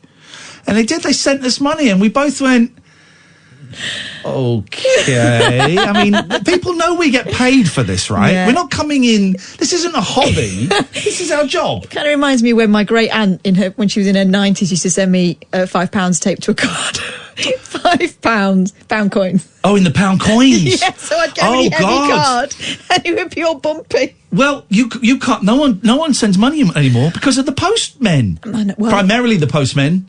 My Auntie Nora, who passed away recently, had a cunning get around. She'd write on the card, no money in this envelope. No. Oh, okay, because people used to, and then you put like £5 in. You know, like sometimes if you get cards, you can get them where you buy them and they're in the cellophane, so you get the card and the envelope and they can't be separated. Yeah. She would buy those, right? Okay. She would fill it in, she'd put it back in the cellophane and back in the envelope, so that the postie couldn't just put his finger in them. No, but what I've had turn up is no card because they just got ripped open and the money was taken. Right. And B, I've had opened cards. I've had open cards where, it must have come undone and the money fell out. Oh, come on, guys, please. It's out of order, isn't it? It's out of order, isn't it? I was counting on that fiver. But no one sends money through the postal. I've got an auntie that sends cheques, and that makes me having to go like 20 miles to go and put it in a bank, and then she moans that I've not done it straight away. I've got a cheque in my wallet. I don't think I have my wallet on this. In there. For 150 quid, so it's not an insubstantial amount of money. It's the deposit for when we used to do the film club, and you have to pay a deposit to get a licence. Then when we stopped doing that, got the money. I've had that since October. So that's October, November, December, January, February. So I've got 2 months for it to still be good. 2 months. Okay. All right. That reminds me, I've got some birthday money that needs to go now. Your birthday was August. I'm going to say your birthday is August I always get this wrong, the 12th. Correct. Ooh. I won't tell you how I remember that, dear listener, because it's very insulting. It's an insulting way of remembering it. But yes, okay. Well done. Insulting, and yet it works. Oh, dearie. And Mum... Hello there. Oh, we're doing a thing, aren't we? Has demanded Tesco removes its Valentine's Day's cards. Valentine's Day's cards! Oh, send me these Valentine's Day's cards! Actually, she's from Plymouth, so... For children, as she finds it weird. Nicola, who has an 8-year-old son. Why are you making me laugh so much tonight? It's kind of my job. It's kind of my job. Nicola, who has an 8-year-old son, hence the mum thing. Yeah. Was horrified to see a large selection for sale in Tesco's Superstore in Plymouth. The store has a range of cards for children to send to their parents and parents to send to their children, including Spider-Man and Frozen themes. But Nicola told Plymouth Live she would punch anyone in the face who sent her a kid a Valentine's card and said it's not normal. No, but it's for parents to send to kids. She would punch anyone who sent her child a Valentine's Day card. What, at any point in that child's life? She believes Valentine's Day is for adult relationships. Okay. And that it is an attempt to normalise abnormal relationships with children. Stop the clock for a second. Should we be worried in this building? Serious thing all of a sudden. Sorry. Oh, wow, what? Breaking news flash. Should we be worried about the coronavirus in this building? Why? Should we? Why is there a hand sanitizer out there? How long has that been there for? There was one there last week. Was it? Yeah. Oh, shit, we're all going to die. I think it's because we have a lot of politicians in. And they got grubby hands. Sorry, continue. I just want to die. Yeah, I noticed that as well. I might go and use it in a minute because I love that stuff. No. She believes... Shall I start again? I wouldn't bother. Mum has demanded... You've got to do the voice stronger. OK. Shall I do it all in that voice? Yeah, why not? A mum has demanded Tesco removes its Valentine's Day cards for children as she finds it weird. Nicola, who has an 8-year-old son, was horrified to see a large selection for sale in the Tesco Superstore in Plymouth. The store has a range of cards for children to send to their parents and parents to send to their children, including Spider-Man and Frozen themes. But Nicola told Plymouth Live she'd punch anyone in the face who sent her child a Valentine's Day card and said it's not normal. She believes Valentine's Day is for adult relationships and that it is an attempt to normalise abnormal relationships with children. Added, anyone who sends a child a card needs locking up. The 32-year-old said she raised the issue with staff and called the customer service team, who apparently told her that parents show their affection in different ways and that it would not be removing the cards from the shelf. Tesco said they provide the cards so everyone can take part in the day. But Nicola told.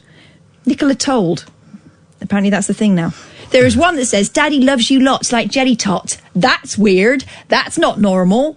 Valentine's Day's for lovers. It's not something you should involve children in. It's not something that a normal person would think of sending a child. It's wrong. Nicola said a number of her friends agreed with her and she hoped the story...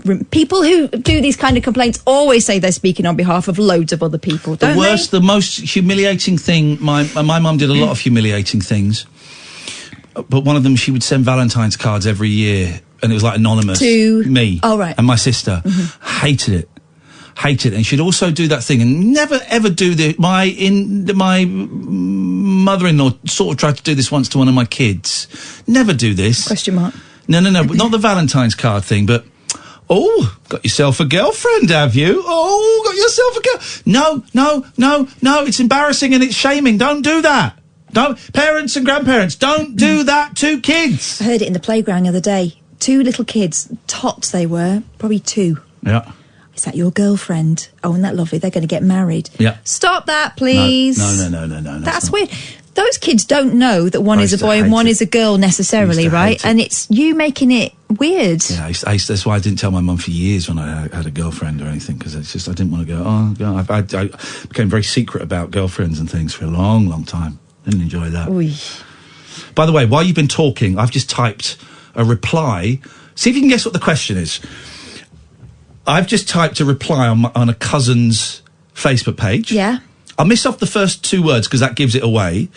But what the reply is, a mixture of both arse and fanny. What was the question that she asked? Asked you? Just asked on Facebook. Where the answer would be a mixture of both arse and fanny. Oh, was it about the half-time show last night at the Super Bowl? No, the question is, serious question, does anyone know, when you stuff a chicken, are you stuffing its bumhole or vagina? Oh, yeah, the cloaca and I is replied, both, yeah. The cloaca, the cloaca, it's a mixture of both A and F. Right, but also applies for what I was mentioning earlier Who was that? Beyonce and Shakira? Shakira and J-Lo. J-Lo, yeah. Oh, I'm going to watch that. I love J. Someone tweeted, I'm watching this Super Bowl halftime thing and it's really making me think about sex. It was very sexy. J-Lo is the most beautiful woman in the world. But it's nice to sent see her a Valentine's card. She's engaged, so her big boyfriend probably would not be very happy about it. Well, what about her previous husband, Mark Anthony? He won't care. She's been married before. She'll be married again. Oh, is that the That's rule? what I'm saying, yeah. Is that the rule? They've been not married the before, rule. they've been married But again. what I'm saying is she's proven her infidelity. Right. So her marriage has collapsed. It was her every time. We just don't know. Probably. We don't have the stat. Probably she's J-Lo. She's hot. She can't keep that to herself. She can't. No. There's not enough What I liked about material in the world to keep that to herself. She's been very sharing with material. I saw it last night. Wonderful woman. She, yeah. So I watched it and I thought it was great that she was using the skills that she'd employed in Hustlers. Not the acting ones. She didn't need those. But the pole skills. So they've not completely gone to waste. She used that for the halftime show. Some people complaining it was too sexy. Oh.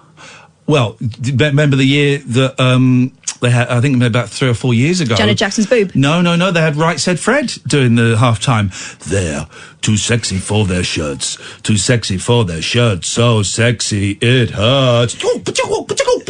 I'm a model, you know what I mean. And I do my little turn on the catwalk. On the catwalk. On the catwalk. Yeah, I do my little turn on the catwalk. Don't talk, just kiss, baby. Oh, this is bliss. And what was the third song? They had a third song. What was Right Said Fred's third song? Deeply Dippy about the lives you got. Hot to trot. Hot for the things you got. But unfortunately, I've just researched Richard Fairbrass, and he was never a model on the catwalk. So catwalk. Ah, that joke. Listen, I tell you what. No, seriously. Let's have a moment's silence for that joke that passed. Sorry, everyone. Sorry about that. This is Talk Radio. Late night, Ian Lee on Talk Radio. I think we finished that story. Anyway, so she said she'd punch someone in the face if they got her son a Valentine's card. We've got 2 callers call Anthony, so I'm going to go to this Anthony Which first. one? This one. Good evening, Anthony. Hey, Anthony. Hello, how are you both doing? Very, very confused because we've got another Anthony coming up in a second. And imagine if it were you. My brother. Well, what? That'd be doubly weird if your brothers called the same name. I wonder if that's ever... Hey, here's something I learned today whilst listening to Radio 4. I'll ask you first, Anthony, and then I'll ask Catherine, because Catherine might know it. What is Donald Trump's father's middle name? Oh. Ooh. I'm going to take a guess. Okay. I'm going to go Larry. Larry. No. I can give you a clue, Catherine. It begins with C.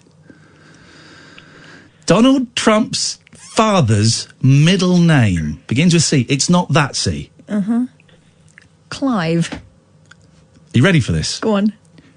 Christ. Shut up. Christ. No. Donald Trump's...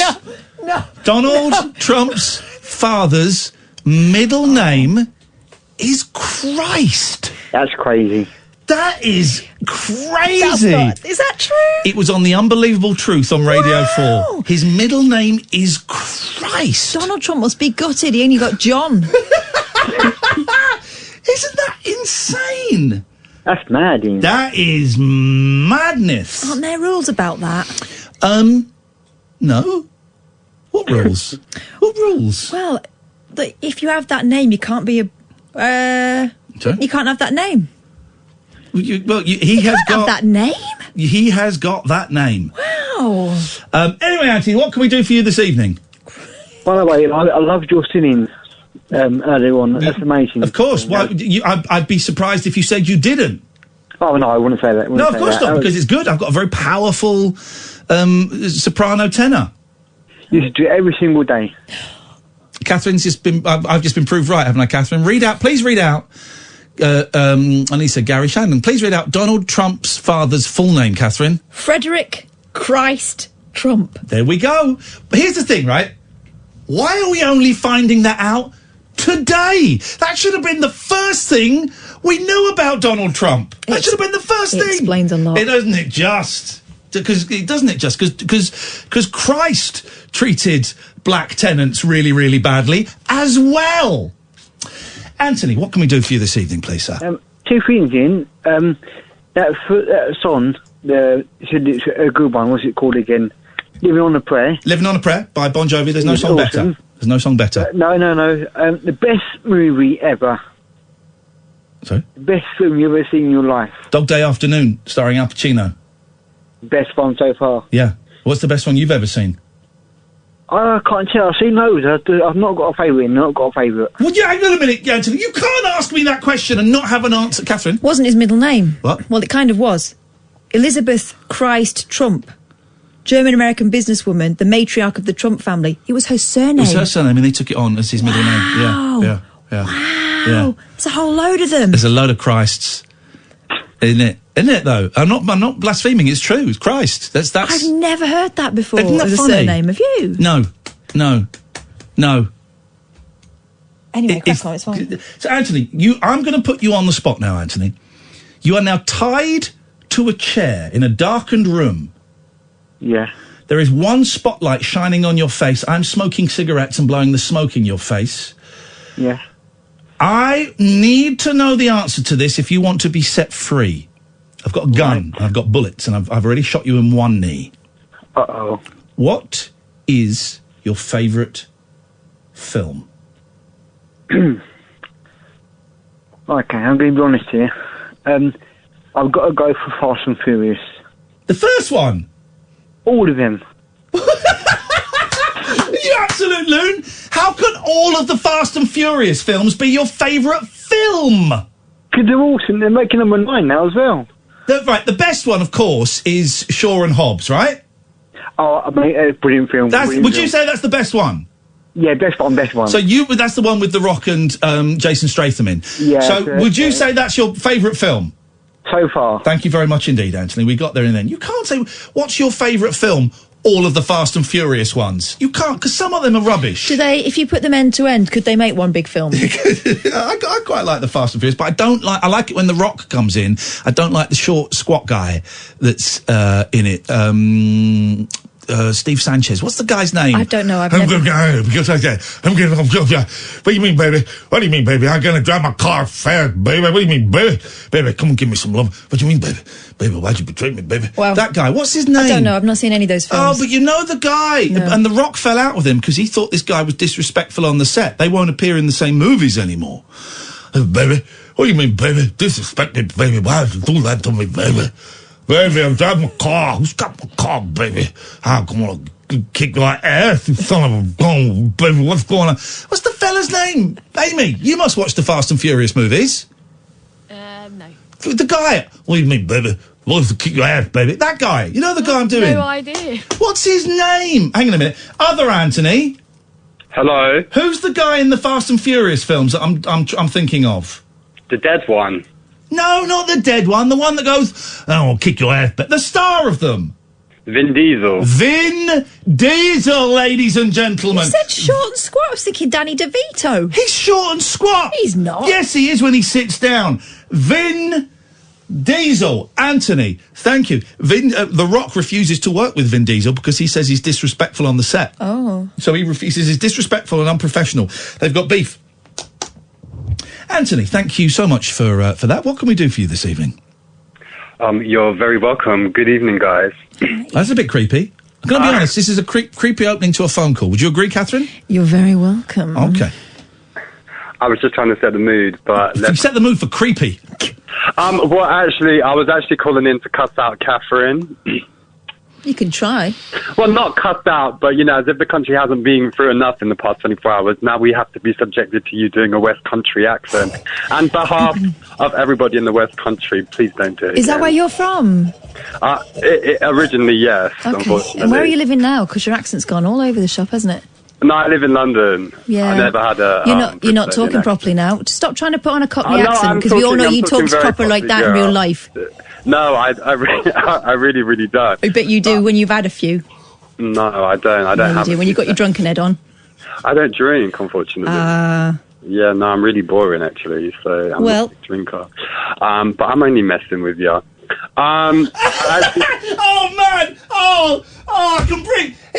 Anthony, geez, you got my heart nearly stopped there. You can't do that to us. I thought he was genuinely complaining, Catherine. no. He was That only messing, Anthony. Oh. That was just for dramatic effect. Where are the What's up, cameras? guys? Where's What's up? Jeremy Beadle? Where's the gotcha Oscar? What's going on here? Who said? Did you know about this, Amy? Did you know about this? Someone has set us up here. This is brilliant. It was pretty funny. Well done, Anthony. Thank you, babe.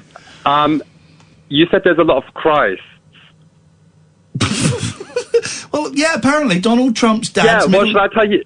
Can I just tell you what there is also a lot of? There's a lot of Karens. Do you believe in the past week, I've spoken to 3 different Karens who are customer service managers on telephones? What are the chances? Well, hang on. First of all, can I ask you a personal question?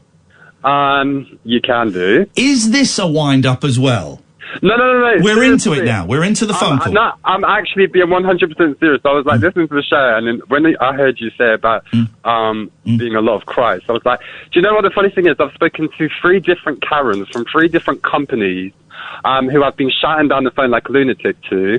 Now, I don't know if they've all got 3 bobs. I just imagine them all to have 3 bobs and like big hoop earrings. But they've all been called Karen. Have you spoken to a Karen Christ this week?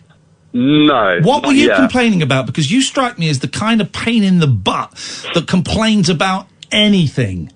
Well, first of all, I was complaining to my mobile telephone provider because I'm paying an extortionate amount of money a month and I just wasn't having it. So at first I got through to someone in another country. Then I got put through to someone in Newcastle, to a lady called Karen. Then I called my bank. about another issue about a direct debit coming out of my account, which I did not co-sign, and then I got put through. Loves it. Jeez, Absolutely imagine loves getting it. that guy on the phone. I mean, I don't need to imagine it. We literally just had that guy on the phone, but I feel sorry for the Karens having to put up with that. Feel sorry for the Karens. You know, they're all just saying their name's Karen. Great question, White Wolf. Who would win in a thumb war? Vin Diesel or The Rock? They both look a bit like thumbs, don't they? Don't they? It's a great question, White Wolf. Let me reach out to Hollywood. I won't get an answer tonight, but let me reach out to Hollywood. I'll have an answer by the end of the week. I'm going to go with The Rock.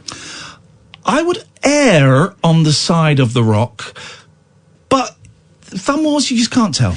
Well, I know that The Rock has a certain number of punches he's allowed to take on camera. He's got to win, hasn't he? I also know that Vin Diesel has a bionic thumb. So that would definitely come into play. It's slightly longer than a normal thumb, and well, otherwise, what's the point, frankly? and it's robotic, and it's got very strong joints, robot joints. You got it. So I would probably say Vin Diesel because of his robotic thumb. Hope that answers your question. Let's go to Alistair. Good evening, Alistair. Evening all. Evening all. He sounds. You should be a copper. Well, Evening all. Maybe would they? They would. Well, who knows? I mean, they're well, I was going to say they're desperate these days, and then I realised that sounded like an awful insult. But no, they probably wouldn't. Evening all. Evening all. Evening all. Evening all. Can I first apologise to my Twitter followers because in the middle of the night I tweeted something very, very bad. Uh-oh. I was feeling. I'd said that I was a failure and tired of, very, very tired of life. Oh, no, mate. No. So that was, and a lot of people were very supportive and I thank them for it. So, yeah, I'm better now as the day's gone on. I've been to a meeting tonight, so I'm good. Sometimes we all get like that. We all get like that. And it's nice that people offer support. Yeah. Not so keen on the ghost hugs. Yeah, did you get any ghost hugs? Any what, sorry? Ghost hugs. Ghost hugs. Yeah. They're a pain in the butt. What happens in that? They send you a little GIF. And you says get ghost ghost hugs. hug, you get- can't feel it, but it's there. Yeah. Oh, well, hopefully it'll come next time. Now, I saw that film that you've referred to. Uncut Gems. Uncut Gems, yeah, go on. Well, it may have been reflected my mental state. I couldn't make it through the film. It was just too loud, man. It was and too fast. You could, right, first of all, you can turn the volume down. Secondly, there is a lot of talking at the same time, but that stopped after about 20 minutes. And I think that's to highlight the stress and anxiety that he's constantly on the go. So there's a lot of talking at the same time. Too loud. I don't know. I didn't find it. I had to turn the volume down. Well, no, not. I suppose that's the wrong word. It was like too much. It's very stressful. There was too much going on at the same time. Oh, yeah, there's a lot. Yeah. There's a lot. Yeah. And so I got to about half of it and I had to go to bed anyway. And then I started watching it again. I thought, no, I can't do this. I just can't do this. I can't. This is the first film that I've had to turn off ever. Gosh. The first time you ever had to turn off? This is incredible. But, you know, it's horses for courses. We're not all the same, Alistair. Otherwise the world would be as dull as Through the Night on LBC. You know, we have to have differences. Yeah. Have you watched The Wind yet? Sorry, Alistair, it's breaking up. Hello, Alistair? No, I will. Here's the thing, right? I get sent books and films and film recommendations and all that stuff, and I will watch it eventually, but it might not be for 3 or 4 years. And that's me being completely honest. But at some point I will, and when I do, I'm going to hunt you down, and I'm either going to demand that I get that £1.99 back, or I'm going to congratulate you for inspiring me to watch such a great movie. If you like it, though, do I get any money off you? Alistair, say that again. Sorry, the line's going a bit faint. What did you say, sorry? Alistair? Alistair, we can't hear you, Alistair. Alistair? Oh, what a shame. Please replace the handset and try again. That's a shame. I was enjoying that as well. I was enjoying that. While I'm talking to you, I'm arguing with someone on the Facebook page of a woman. Is it about chicken's bums? No. Okay. I'm arguing on the Facebook page of, I can't remember her name, Valerie, I never know how to say her name. Valerie Keris Vennett, who played Catwoman, one of Catwoman's hench cats in the Batman TV series. I know her a little bit. And I'm arguing with a man about Ron Howard. Please stop that. This is Talk Radio. Late Night Ian Lee on Talk Radio.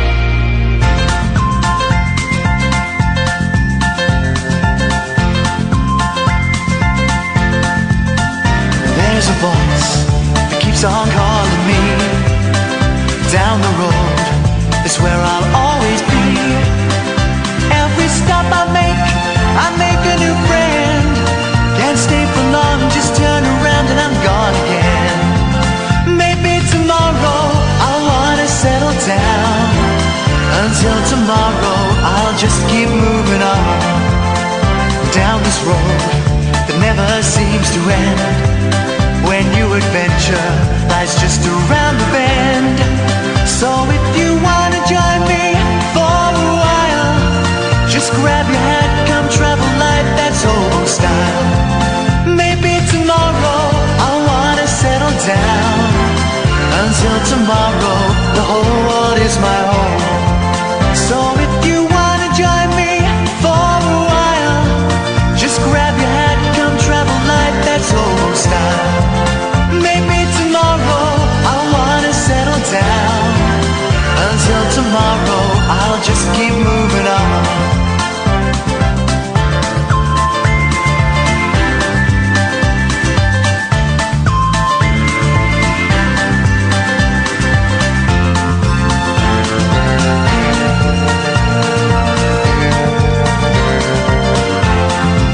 Maybe tomorrow I'll wanna settle down.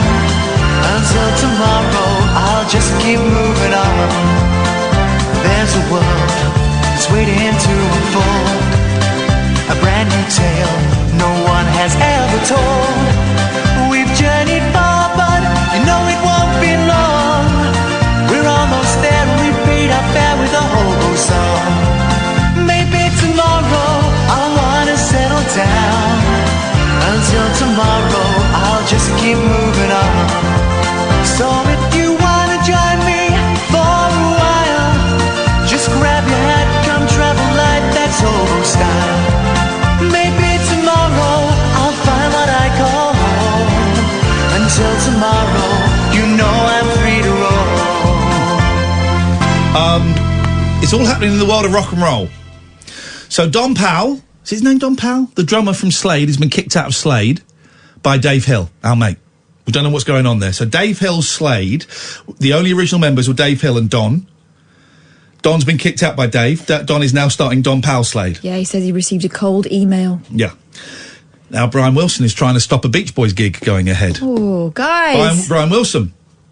It's been brought to my attention that on Wednesday, February the 5th, the Beach Boys touring group, licensed by Mike Love, are headlining at the Safari Club International Convention in Reno, Nevada. This organisation supports trophy hunting, which both Al Jardine and I are emphatically opposed to. There's nothing we can personally do to stop the show, so please join us in signing the petition. Whoa, whoa, rock and roll, baby! Rock and frickin' roll, baby. It's taking a stand. Isn't it? Good for them. Good for them. This is the Late Night Alternative. We're on weeknights from 10. There's a podcast as well, by the way. We do it every day.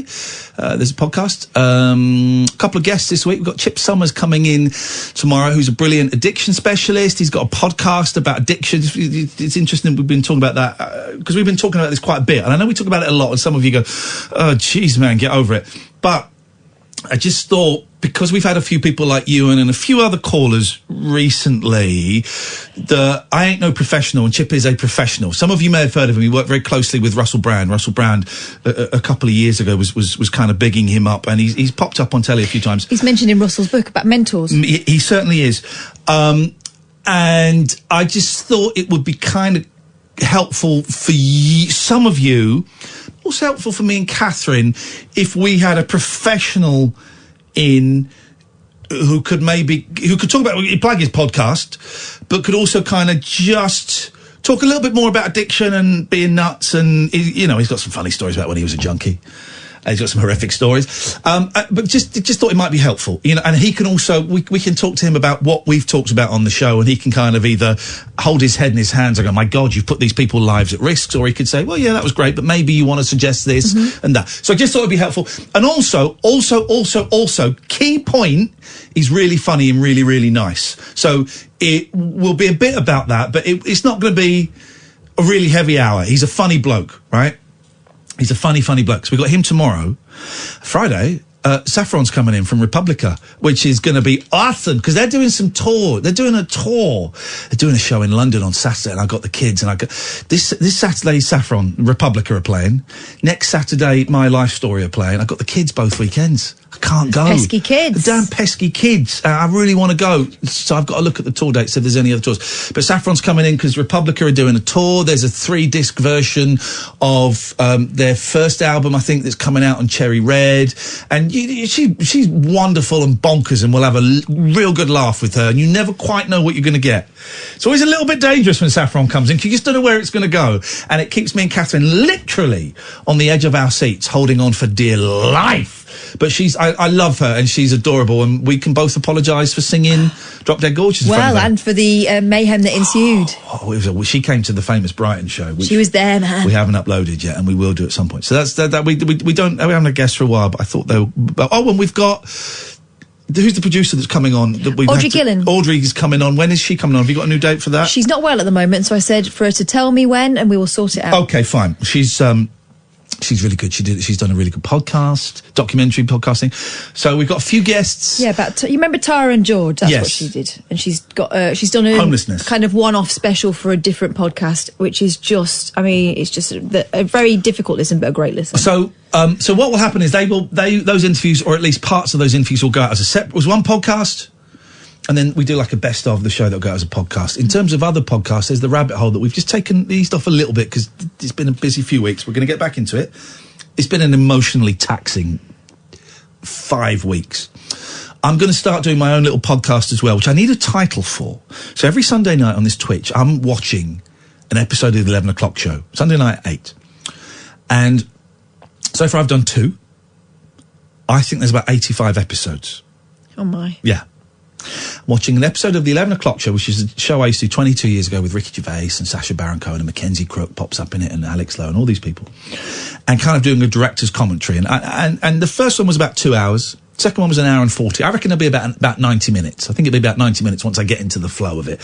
And I'm kind of thinking, I don't know if I've got enough to say about all of these things. Was it interesting? I found it really interesting. My sister loved it. And also, isn't that time a long time ago now when you look at it? And the way comedy's moved on, what's acceptable moved on. Some of the jokes are awful. We've already had episode 2. We've already had homophobia, jokes about Louise Woodward, which some of you will remember, some of you won't. I'm not going to go into it now. It's not really the time or place. A little bit of fat shaming. It's another. The past is a foreign country, and boy oh boy, they're speaking a different language there. I mean, it was the era of FHM and And as it goes on, it's going to get more shocking because we were told, I didn't realise this, but the producers were told make it more shocking. Anyway, I'm going to put that out as a podcast. Acast want to put that out as a podcast. So I'm going to get maybe 4 or 5 under my belt and then start dropping one of those a week. But I need a title for it. I don't know what I'm awaiting some kind of litigious cease and desist from Sacha, but I need a title for it. People seem to find it interesting. We had 350 people watching on Sunday, which is high. May not sound like a lot, but high for me. The first one had like 2,000 views on YouTube. I put them up on YouTube afterwards. And it is, I'm enjoying it. I'm finding it very cathartic. I'm finding it weird. But I need a title for the podcast. So thinking cap on, please, Catherine Boyle, if you would be so bold. So there's a lot. This is what I was thinking. I was thinking there's not enough podcasts.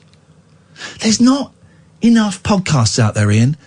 Make another one. Make more PC, more podcast. Do it. So that's what I'm doing. Yeah, so that's that. 0344 499 1000. Oh, 2 stories that caught my eye today. The Boris Johnson banning. Now, what newspapers were the journalists banned from? It was the Mirror and the Eye Was it The Guardian? I mean, The Guardian would be the obvious one. He banned some journalists from certain publications from a press conference. His Brexit kind of, this is what we're going to do now to the next stage.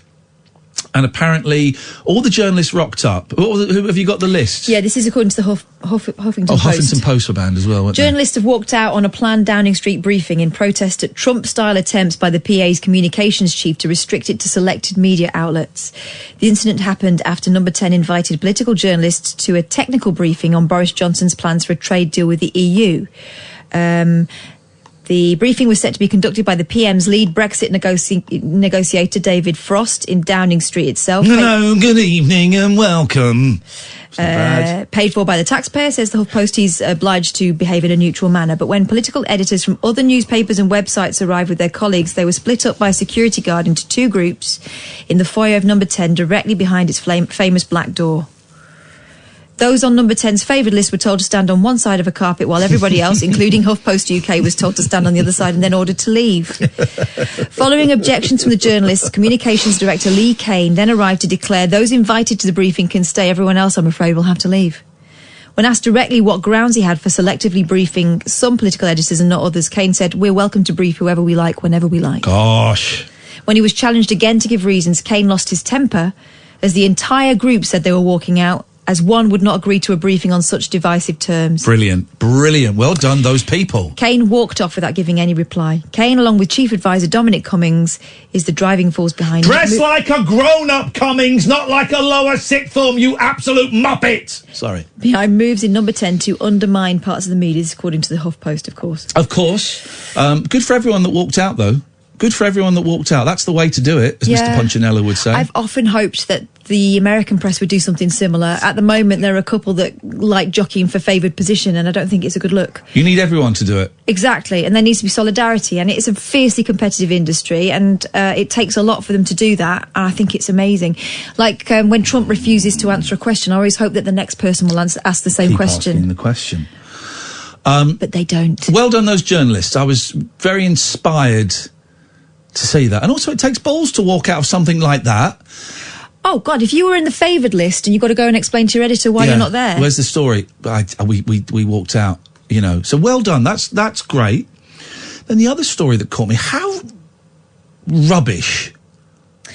I've got a list of the ones that were invited. Go on, let's have it. Around a dozen journalists from organisations including the Financial Times, The Sun and The Telegraph had received this official invitation from Downing Street. Well done for The Sun. Yeah. I know we're kind of affiliated with The Sun. That's not why I'm saying it. But The Sun, it could be argued, has been doing everything it can to get Boris Johnson into power, certainly to push Brexit through.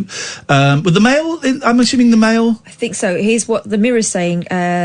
Those banned from the briefing in a move reminiscent of Donald Trump's administration included the Daily Mirror, the Eye, Huffington Post and the Independent. The Independent, okay. Well done, everyone that walked away. How rubbish were the Nazis in World War II at making bombs? Because it's 2020. The war ended, I don't know, 40 years ago, 45 years ago. A bit more than that. And we're still... Soho has been closed today because they found a World War II bomb. Yeah. An unexploded one. Or it's a time traveller. Maybe the Nazis did invent time travel. Oh, the Nazi bell, of course. Please don't be rude. The Nazi bell, which was a time travel machine, wasn't Apparently. it? Yeah. Gosh, that's a callback to an earlier show. So they found another unexploded World War II bomb from the Nazis in Soho Square. Yeah. Near Dean Street, wasn't it? Near Dean Street. But it's fairly common, isn't it? I've heard it a few times. All the time. Yeah. All the time. I wonder if the same happens in Germany with ours. No, ours went off. Ours were great. We had great bombs. I'm sure they didn't all the time. I wonder whether it's the result of someone sabotaging them so they wouldn't go off. A good Nazi. You'd still know about it if it landed on you, though, wouldn't you? Kieran suggests, this is good, the 11 o'clock show and tell. Okay. Kath's not grabbed by it. This is Talk Radio. Late night, Ian Lee on Talk Radio. 0344 499 1000 is the telephone number if you want to give us a call. Let's go to John. Good evening, John. Good evening, you. Good evening, Catherine. And hello, John. I want to rant rather than a rant and a rave. One is the BBC licence fee. Yes. It's a bargain, isn't it? Shouldn't that be subscription only? It's a bit like getting horse and pony delivered through your letterbox. Shut up. The magazine. Shut up, pay it. Shut up and pay it. Right. Shut up and pay it. It's a bargain. It's an absolute bargain. Mine was due in on Friday. I haven't paid it, and I need to pay it, and I'll pay it with pleasure. It's a bargain. Shut up, man. Pay it. Right. You know it, John. You know it's a bargain. Right. It really is. So can I send you my licence? No, you pay it. Shut up your whinging. Stop falling for the guff that you're being given by everyone that wants to get rid of the BBC. Here's the thing, John. When the BBC's gone, you are going to miss it. You are going to miss it so much. So shut up and pay the money. Like a hole in the head. The other thing... You got Sky? What we got? You got Netflix? You got Sky? What you got? Sorry? What TV services? Just Freeview, and we use our TV mainly for DVDs. Okay, well, if you're not watching TV, then you don't have to pay it. Yeah, you do. No, you don't. If you're not watching TV, if you've not got an aerial plugged into it, and you're just watching DVDs, and then you don't have to pay, mate. We do have an aerial. Then shut up and pay for it. Okay. Pay for it. It's nothing. For what you get, it is nothing. Pay it gladly. Right. This is you phoned up the wrong show if you want an agreement. I ain't James Whale or Mike Graham. If pay it gladly, it's a bargain. I think it should be 200 quid. Because the other rant I really need to have is, why does Royal Mail deliver loads of leaflets through your letterbox for pizza shops, farm food? Because it's the only way they can remain a sustainable business and have affordable letters, because they get paid for those. You're not getting the response you thought you were going to get, John. They get paid to post those. If they didn't have those, stamps would go up massively. Everyone would stop using the Royal Mail altogether, and you wouldn't get any post. So all you've got to do is, every day it comes through, put it in the bin. Bish, bash, bosh, it's done. It is almost zero inconvenience to get a Domino's and a local taxi firm through the front door. It's zero inconvenience. Right. Tell that to anybody who's into recycling them. Well, then put it in the recycling bin, you muppet. It goes in the recycling bin. Well, then you're saving the world. Ian, you're not getting this at all. Tell me what your problem is, you lazy, miserable get. I'm not lazy. I'm not miserable. Well, you are. You phoned up about two things that are nothing. One is a brilliant media, news, entertainment service. The other is a tiny little bit of faff that means that the Royal Mail can carry on existing. They wouldn't exist if they didn't get paid to post junk mail. Tell me one thing that's brilliant about the BBC. One thing. Name it. Tony Blackburn. And how long has he been dead? He's not dead. He's a mate of mine. He's very much alive. Next. Right. He works on BBC. Yes, mate. He works on about 4 different BBCs. John, don't wriggle out of it. You've asked me to name one thing that's brilliant about the BBC. I've given you one thing that's brilliant about the BBC. You can't win either argument. You've lost the argument about the junk mail, and you've lost the argument about the BBC. I suggest you go and have a little lie down, mate. Right. Yeah, I would suggest the opposite, Ian. Okay, well then go and have a little stand up, whatever works for you. But I tell you what, you need to shove a cork up your bum because you're talking rubbish out of your backside. Right. Thank you so much for your erudite comment. John, I beat you in an argument. Put the phone down. Couldn't handle it. Erudite because you're talking balls, you muppet. Well, I think it was very telling at the beginning of that. I want to have a rant about ... meaning I want to be unchallenged while I bang on about something. It's lazy, isn't it? Really lazy. But also, I've never got the junk mail thing. What is the problem with it?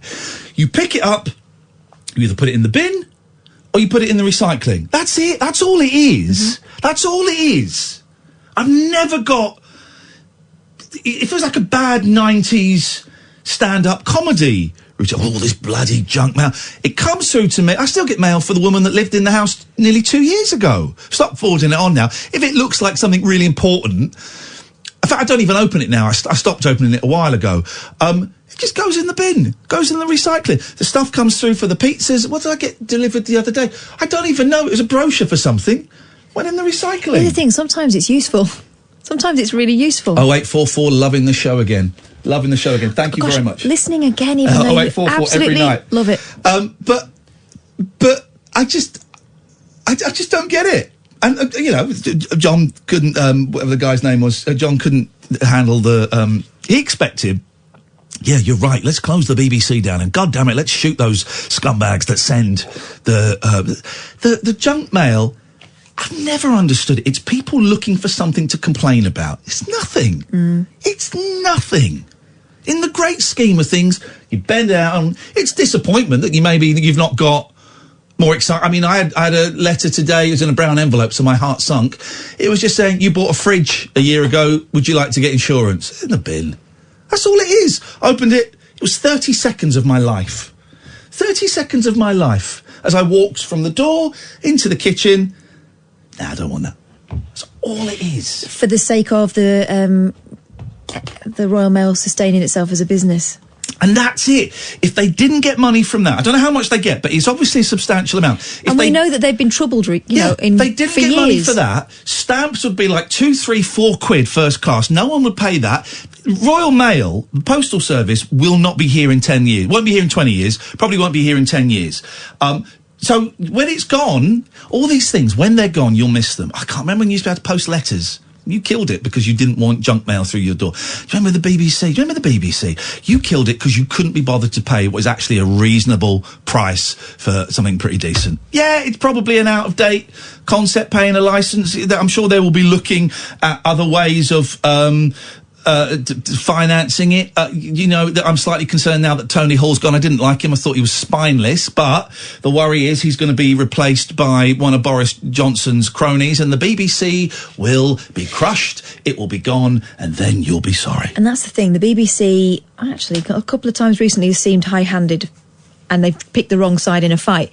But when we worked there, they didn't meet anyone for a fight, did they? No. They would back down every time. They were frightened to death. Yeah.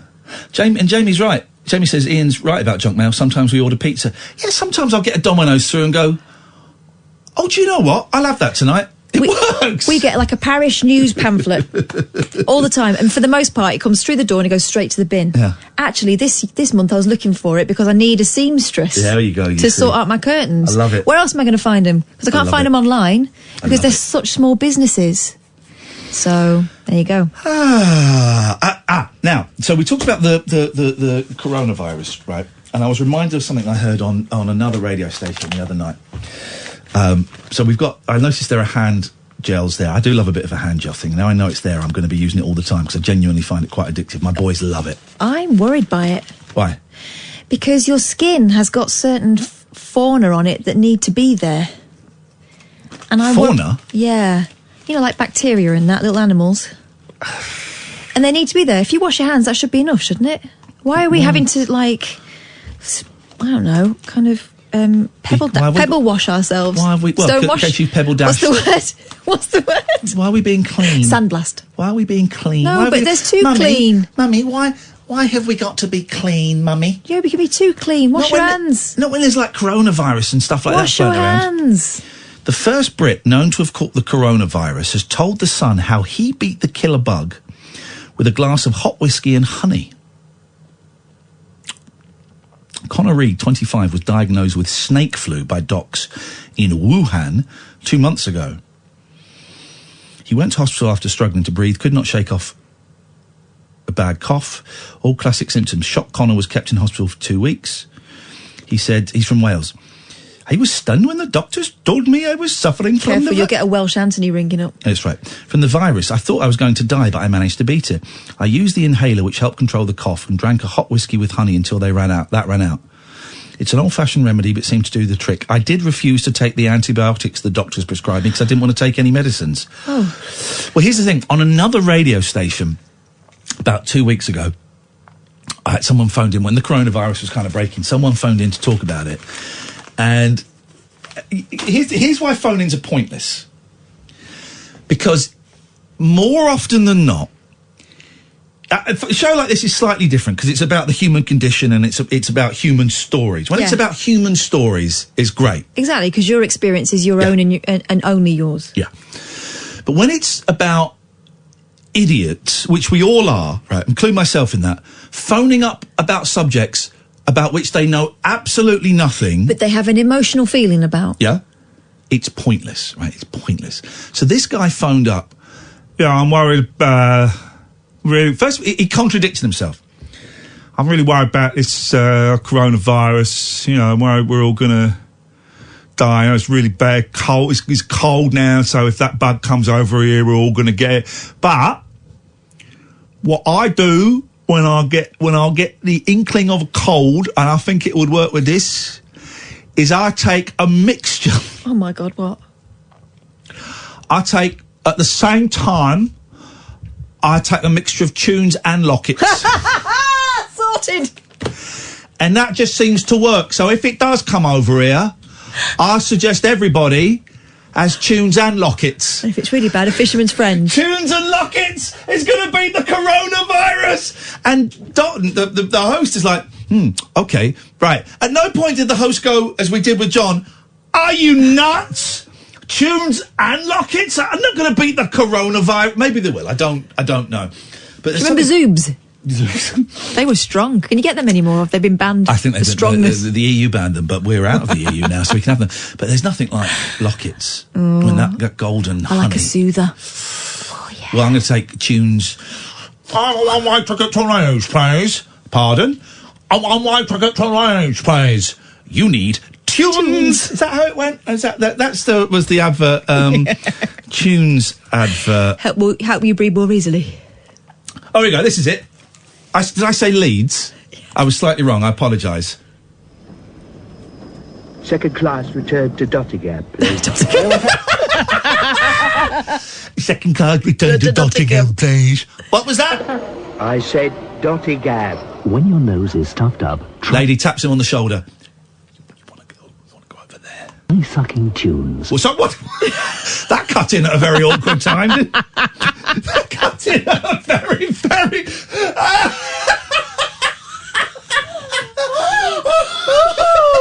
I couldn't have timed that any better if I wanted to. Let's go back and get the run up to that, just to clear us from any Ofcoms, guys. No Ofcoms, please. That was bad luck. Try sucking tunes. Sucking, there we go. Honey or blackcurrant flavor. Suck tunes and you release. Hang on a minute. What's he saying? Why is he obsessed with saying suck? When your nose is stuffed up, try sucking tunes. Okay. Cherry, honey or blackcurrant flavor. Suck tunes and. Why does he got to say suck? Just say try tunes. That second time, it does sound very. Honey or blackcurrant flavor. Suck tunes and. Doesn't sound great, does it? You release a cool menthol vapor. What did he think people were going to do with him if he didn't? Well, like the French, stick them up your bum. Yeah, I know. All French medicine is anal. Well, my sister, when she stayed in Beauvais for a while. French medicine is anal. There's the podcast title. There you go. I think she had a sore throat or something. She thought it was tonsillitis, and they gave her these tablets, and she said, "Oh, I don't like these. They're like really creamy and massive." She was sticking them in the wrong end. Now let's hear how this guy speaks after he's sucked a tune. Vapor that helps you breathe more easily. Now, a second-class return to Nottingham, please. Tunes. Smug get. Has it turned him into a Shakespearean actor? Tunes. Tunes help you breathe more easily. Tunes. Tunes. Tunes. Smug get. Let's have a quick break. This is Talk Radio. Late night, Ian Lee on Talk Radio.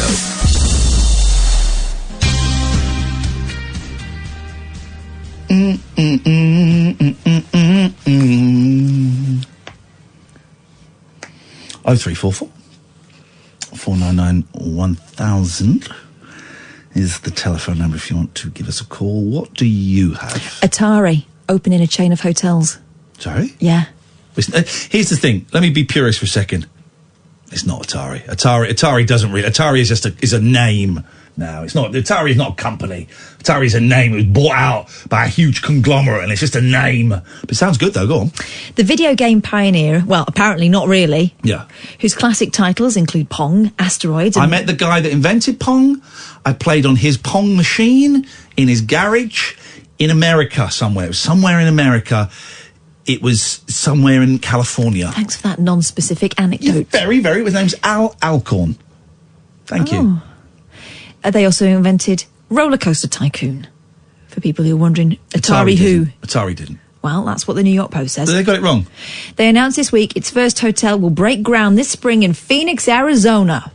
The video game-themed hotels will level up hotel entertainment with fully immersive experiences for every age and gaming ability. And Will they have beds? Well, virtual beds. They will feature the latest in virtual and augmented reality, Atari said. Oh, try sucking a tune. God, that was close. The hotels will look like regular buildings from the outside, the company said, except for the glowing red strips of light in the shape of the Atari logo running down the side of the building. Great logo. Rooms will feature decor ranging from retro to futuristic, drawing inspiration from films like Steven Spielberg's Ready Player One. GSD Group CEO Shelley Murphy told CNN, there's a lot of letters. Development and design of You think about it, that's all words are letters. No, but in this case, GSD Group CEO Shelley Murphy told CNN, that's excessive. Yeah, but it's just letters. I don't think you're understanding my point. What I'm saying is that basically all words are really, if you break it down, they're just letters, Catherine. Yeah, but what I'm saying there is that what we're talking about there a lot of letters. It's a news story. Like initials. Yeah, it's a news more story, than so there will be a anything lot else. So of capital letters in there. Yeah, well, they do that. Yeah, it's just letters, Catherine. GSD Group CEO Shelley Murphy told CNN. Well, the words I should have trimmed that down a little. Words, well, I'm confused. Trim what down? I would take out GSD Group CEO Shelley Murphy. Well, then we don't know. Well, she's giving the quote, mate. So without her, we haven't got I'd say Shelley Murphy from the company told CNN. I would just suggest that you might be in a little bit too deep for this. I don't want to. You're embarrassing yourself in front of the listeners. I don't feel embarrassed. Well, that's part of the problem. It is that you don't feel embarrassed when many times you should. I couldn't care less. I know, and we need to talk about your lack of care. Why? Because I'm up for 2 awards, and it seems to have got us quite far. Exactly. My carelessness. Haven't I? So when I win them, if you would like to come up on stage with me, gotta start increasing the old care. To what level? I would say certainly up from level 0, where it is now. How many do I have to give? What? How many? F's. No, how many S's? And there's more letters. There's more letters. Once again, proving my point that letters are really what make. Could you tell me how many? So good.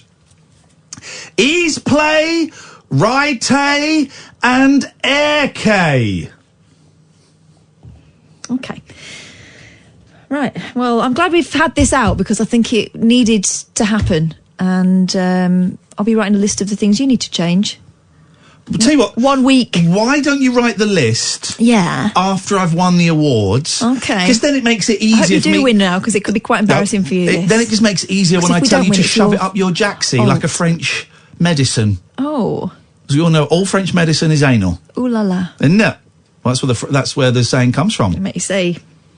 Fermez la bouche. Oh. And dans la queue, dans la charcuterie. Oh my God. It's not a butcher. Sur le passage, sur la cul-de-sac. On it. Avec la cul-de-sac. With it. Dans la cul-de-sac. In it. Yeah. Pardon? Well, it's too late for pardon. Continuez-vous, s'il vous plaît. Merci. Development and design of the hotel line is headed by GSD Group, in case you're wondering what the GSD Group CEO Shelley Murphy was on about. I've completely forgotten what we're talking because about. There's too many letters. Atari, yes. Words. We're creating a brand new hotel concept. We knew that Atari would be the perfect way to give guests the nostalgic and retro meets modern look. And now it's not a company, we can just license the name. Let's face it, how cool will it be to stay inside an Atari? Sega. Do you like that? Do you know the Sega noise? Sega. Do you know that? Goes there. Hang on a minute. I'm not. I'll be honest. I'm not interested. Sega. Here's me not caring again. Sega. What would doing you it call again. it? Sega Noise. I'm going to call it Sega Noise. Sega. Will it be This the is boot up? This is it. Yeah, Sega. So hang on a minute. Here we go. Going to open in 2 years, by the way, if anyone's Here we go. planning Here we go. a stay. Sega. Hang on, there's more. There it is. There we go. This is all Sega startup sound. There's just over 5 minutes of this. Just bear with me.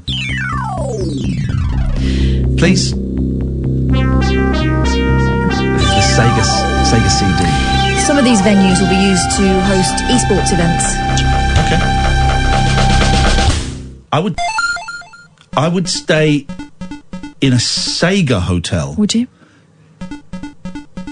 As long as every time you flush the toilet, it went.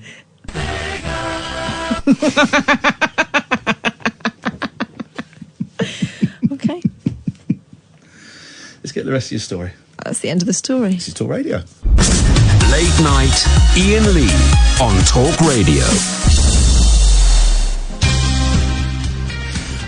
Let's go to Sloop John B. Good evening, Sloop. If the late night alternative is a big hot bowl of macaroni cheese, I am George the kitten, tumbling from Ian's shoulders into it, spraying creamy cheese sauce all over the listeners' ears. Hello to you both. That's creepy. Yeah. George, my cat, did fall into a bowl of my macaroni cheese very recently. He was being a dick. And they do. When I'm eating, I now shut them out of the room. The babies, not the grown-ups. But he like climbs all over me and he climbed on me and I nudged him to nudge him off and he fell face first into a bowl of hot macaroni cheese. I ate it and I ate the bits that were stuck to his face. Yes. I don't have any problems with that. Well, it's not one. What about the hair? I didn't worry about that. I don't worry about those things. Things like that don't bother me. Willow. Straight down the hatch. Willow is also a pesterer when I've got food. Yeah. But thankfully, I've taught her to high five for treats. So now I can just leave her hanging. What are you doing? What are you undoing your belt? What are you doing? Oh my goodness, what's going on? Scratches. Stay I've at been those. shown some war wounds. Guys, on a scale of 10, 1 to 10, how good? Oh. Shut up. Stay at those legs. Yeah. That is George climbing up. Careful. That is George Careful climbing. with I'm an those. extra large butt as well, so I've got to be careful. That is George climbing up my legs. Have good trousers on. Well, he had trousers on, Well, I fortunately. wear jeans and he goes through. There is some sort of cat repellent trouser, like the spikes on or something. I think you can get those. I could do Can that. you do your flies up, please? You've forgotten that. Oh, I do apologise. Sloop. Yeah, well, before I was going to say something, but Uncut Gems, it's mustard, isn't it? I'm assuming mustard means like custard, which custard, of course, is rhyming slang for custard delight. Delight being is good. It's a delightful film. Yes. Did you get the ending? Because I had to watch a YouTube video to explain it to me. Whoa! We're not even having this conversation. No, we shouldn't. Sorry. We're not. No. Came in very strong with the old macaroni cheese No, reference no, and then no. tried to do a spoiler. No spoilers. That's the end of that conversation about that film. All right. Let's I quit after was it Ewan who phoned up earlier on who was struggling with sort of his Yes. demons as it were at the moment. I wanted to ask you if you've read a book. You're not a fan of their music at all, but the book was really good because I'd never really understood addiction until I read this about maybe 13, 14 You going to talk about the years guy from the Red Hot Chili Peppers? Yeah, bang on. Anthony Kiedis. Yeah, Scar Tissue. I read that book. Yeah. And what did you think? Did you think it was good? Did you think it was... Because I'll be honest, I was really ignorant about stuff to do with addiction. It was the first time I read a book where you could kind of see it from, like, the addict's mind. Stuff to do with, like, the triggers and the things, all that I thought it was one of those books where... I haven't read it for years, so I'm trying to remember it. Where, if I'm right, didn't his dad, give him weed when he was, 13 and pay for him to have sex with a hooker and stuff? Yeah, 12, 13... And yeah, his dad was sort of a drug dealer to the stars. Yeah, and it was his story, and I would never take... I just thought it was actually quite a dangerous read. Oh God, really? Yeah. Well, because I'd read another one called A Million Little Pieces. Do you know that? No. Oh, right. Well, that was a book that, again, was written about a guy that had been to rehabilitation to do with, substance abuse and stuff like that. But then there were problems with it that basically he lied maybe in parts of it. So I sort of disregarded it. But that was a very good book, I thought. But, just after sort of that call earlier on, I thought I know I was make jokey calls, but I just wanted to kind of call up, really. chime in. I'm ordering a late birthday present for my sister turned. My sister had a birthday at the weekend, a significant birthday, right? And me and my mum, her husband was organising like a crowd fund to take her to Paris for the weekend. And so me and my mum, we put in it was a big old birthday, and we put in a little bit of cash. But it's what I'm not great at is basically I'm getting a present from my boys for her that she will love, but I can't say what it is because I'll tell you in a minute. Oh, I can't say what it is. Tell us. Well, I can't tell you because she listens. Oh, right. To the show. Oh, my bad. Let me just see if I've ordered it. Confirm your order. Place order. Okay, I've done it. It's a great... I tell you what, I'm going to mute this. If I mute this... No. Right, you can't hear me. So I'm going to mute this. I'm going to tell Catherine. Yeah. Amy and John, not you, John, but John through there are going to hear it. Other John. Other John. Brother John is going to hear it.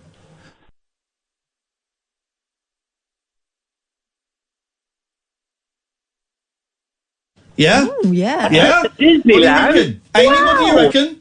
Very good. John, other John? It's getting there we go, you see. Is that a present for her or for you? Well, when she dies, because she's older than me, she will go first. Always thinking. I want these. No, these are from my boys, because I know she will absolutely love that. And beautiful. There we go. You see, always thinking. You're a beautiful man, Ian. Thank you so much. I'm going to cut you off. Bye-bye. Let's go to... We don't get many Waynes on the show. We've got one now. Hello, Wayne. Hello, Ian. What can we do for you? Right, several things. I've been listening to you on Two Electrical Gadgets. I'm somewhat Yes? The ones what you talk to. Phone? You're referring to a phone. Why are you being coy about saying the word phone? Or do you mean radio? Yes, I'm listening on two. I've got two electrical gadgets. What the children's bought me, and God, where are you going with this here? Please? I don't know. Where are you going? Well, okay then.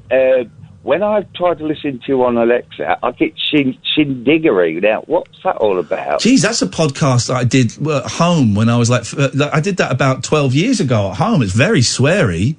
I was going to say, very blasphemy. When you can't get the sound right, you're not afraid to say bollocks a lot. Well, I've got a pair.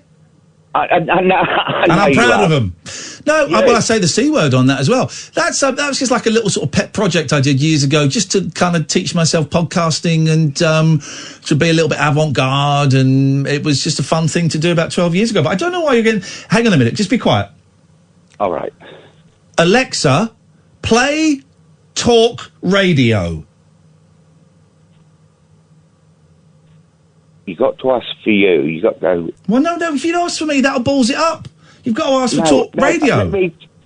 Ian, let me tell you what I say. Go on. For it to give me shindig. It doesn't work. I go, Alexa, Ian Lee, Talk Radio. Now it's just come on in the living room there.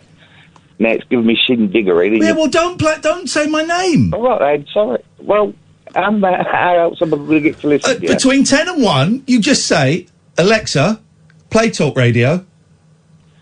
Yeah, but I want to listen to you. I will be on Talk Radio at those times.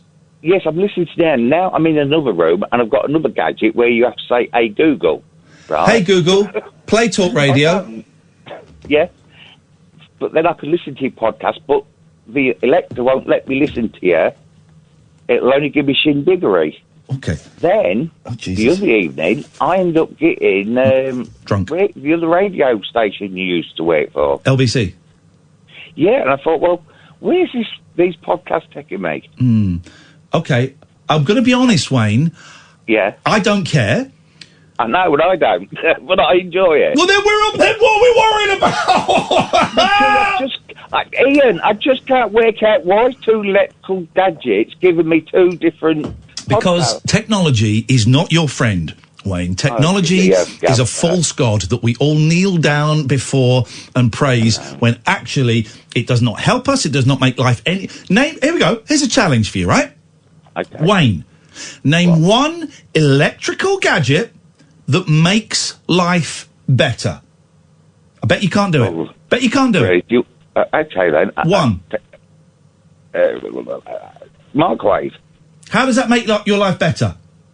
Because it goes bing bing and dinner's ready. Incorrect. It's killing you. Here's the thing. You know you're not supposed to put your head next to a microwave. Did you know that? No, I put the food in there. Not me. You put your head... If you put your head next to a microwave, it will kill you. That's a fact. That's a fact. Is that the same as a phone, then? Is that the same as a mobile phone I got stuck to me in there, then? I got told off. Not too distantly in the time ago. What is the sense? I got told off recently, is what I'm trying to say. Because I was at a petrol pump, and I was on the telephone. And I had the pump in and it wouldn't start. And I'm clicking it. And I turned to look at the window and the guy behind the counter was doing the, put your phone down.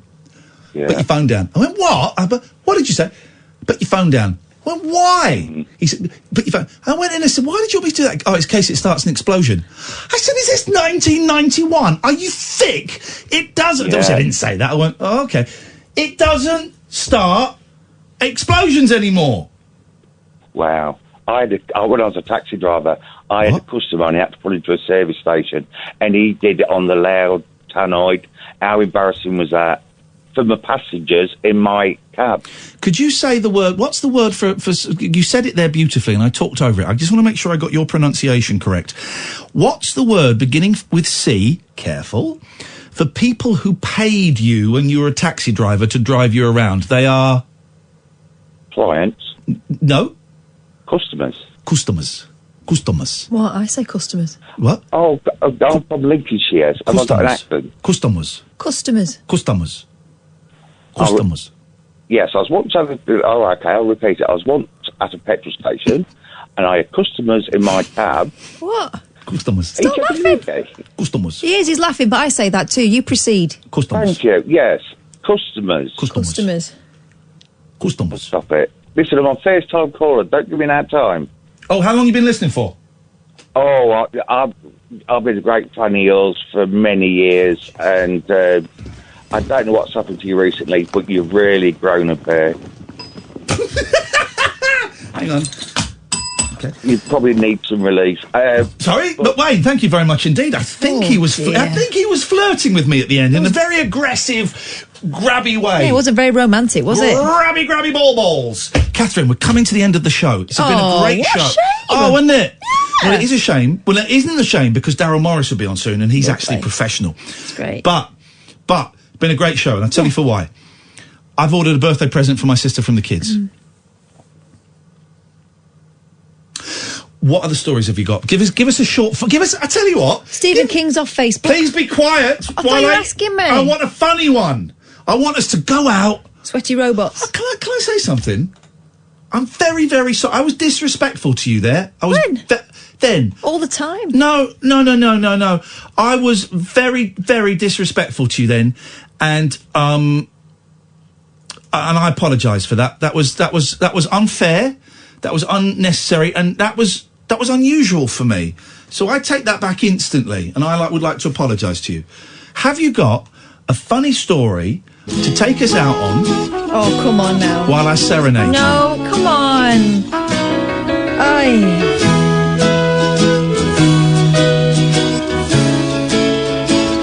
Stop it. Us. Oh, God. Being together is always a very big deal to me. Do you ever regret saving someone's life? Us jerking some time from our daily Come in, Daryl, for God's routines sake. only means that we care and we wanted to share for a while. Daryl's come in. Jesus, mate. Oh, Time in. what a Time in. shame. I enjoyed that. Time in. Well, it's the third time I've heard it. He's dressed like... This is such a niche reference. Yes. He's dressed like Dave Israel from 1999's Love in Leeds series. I had a jacket like that in about 1994 4, except it was two-tone. So the bits around this, it was a bomber jacket. Yeah. So the elasticated bit around there and round there, what would you call that? The collar and the were black, and the rest I like that jacket was a dark green. Where's that jacket Funky from? Gomez. I think it's a top man. I think it's just simple top man. It's a Top man sleeves don't fit me. They don't. I've got very long monkey arms. Yes, you top man do. sleeves, yeah. Can I see your arms? Just put your arms out. So this is like, oh my God, Too how long, are aren't your arms? That's ridiculous. I can reach you from here. That's ridiculous. So most shirts fit there. I have to get shirts. If I want to get shirts, I have to go to Marx's, and they used to have a section extra inch that would do that, but they don't seem to do that online anymore. That's where your hands should be, though. Yeah, your hands. Yeah. That, if any surgeons are listening who can remove like an inch, Botched, they can do it. an inch. I've of seen a forearm. bit of botched. I could probably do it myself. I would. Then fine, let's incredible. do it. I could probably do one I'll myself. just put a pleat in. Okay, fine. Thank you. I'm just absolutely fascinated by that. Oh, it's been so years ago. I used to be on TV. I don't know if you saw. Oh, did you? And when they couldn't get shirts to fit me, and I was wearing suit jackets, they would cut the shirt sleeves and have little straps that would extend it by an inch, meaning the shirts were completely useless. Arm suspenders. Yeah, they were completely useless if I wasn't wearing a jacket. I looked like a That's knob, excellent. basically. Excellent. I like the way you've lent into it, though. You've owned it. It's my body, Daryl, and I will do what the hell I want to do with it. Good for you, I'm going to go to France to take some medicine because I like the way they dispense it there. Up the bum. Don't la chute. Don't la chute. Don't la chute. Wasn't he a comedian in the 70s, Donny Shoot? Anyway. Excellent. Daryl, 58:30, plenty of time. I'm saying nothing. You've got over 60 seconds. I don't need Ian. You haven't I don't need it. Well, you complain about it. You made an official complaint to Denny Morrison HR about not getting it. Take your time. I'm giving it to you. I'm very envious of your beard. I'm going to use a little bit of my time just to because I did a close. I've done a close shave. Saw that, yeah. My first close shave. It's since probably been about 12, really. You used to shave go and put your dad's shave foam on and then use a toothbrush. Did you ever used to do that? No. Oh, okay. All right. Fine. I did. Weirdo. My beard's getting very bushy, but I'm loving it. Looks good, though. Looks good. Right, we're going to talk Extinction Rebellion after 1. They are back. We're going to have the co-founder of Extinction Rebellion on the show after 1 this morning. We're also going to talk about you might have to indulge me here slightly, but we're going to speak to somebody about how to make the perfect Super Bowl commercial. I'm obsessed with that. This is my first show since the Super Bowl, so I need to give some time to this. You've seen the Groundhog Day.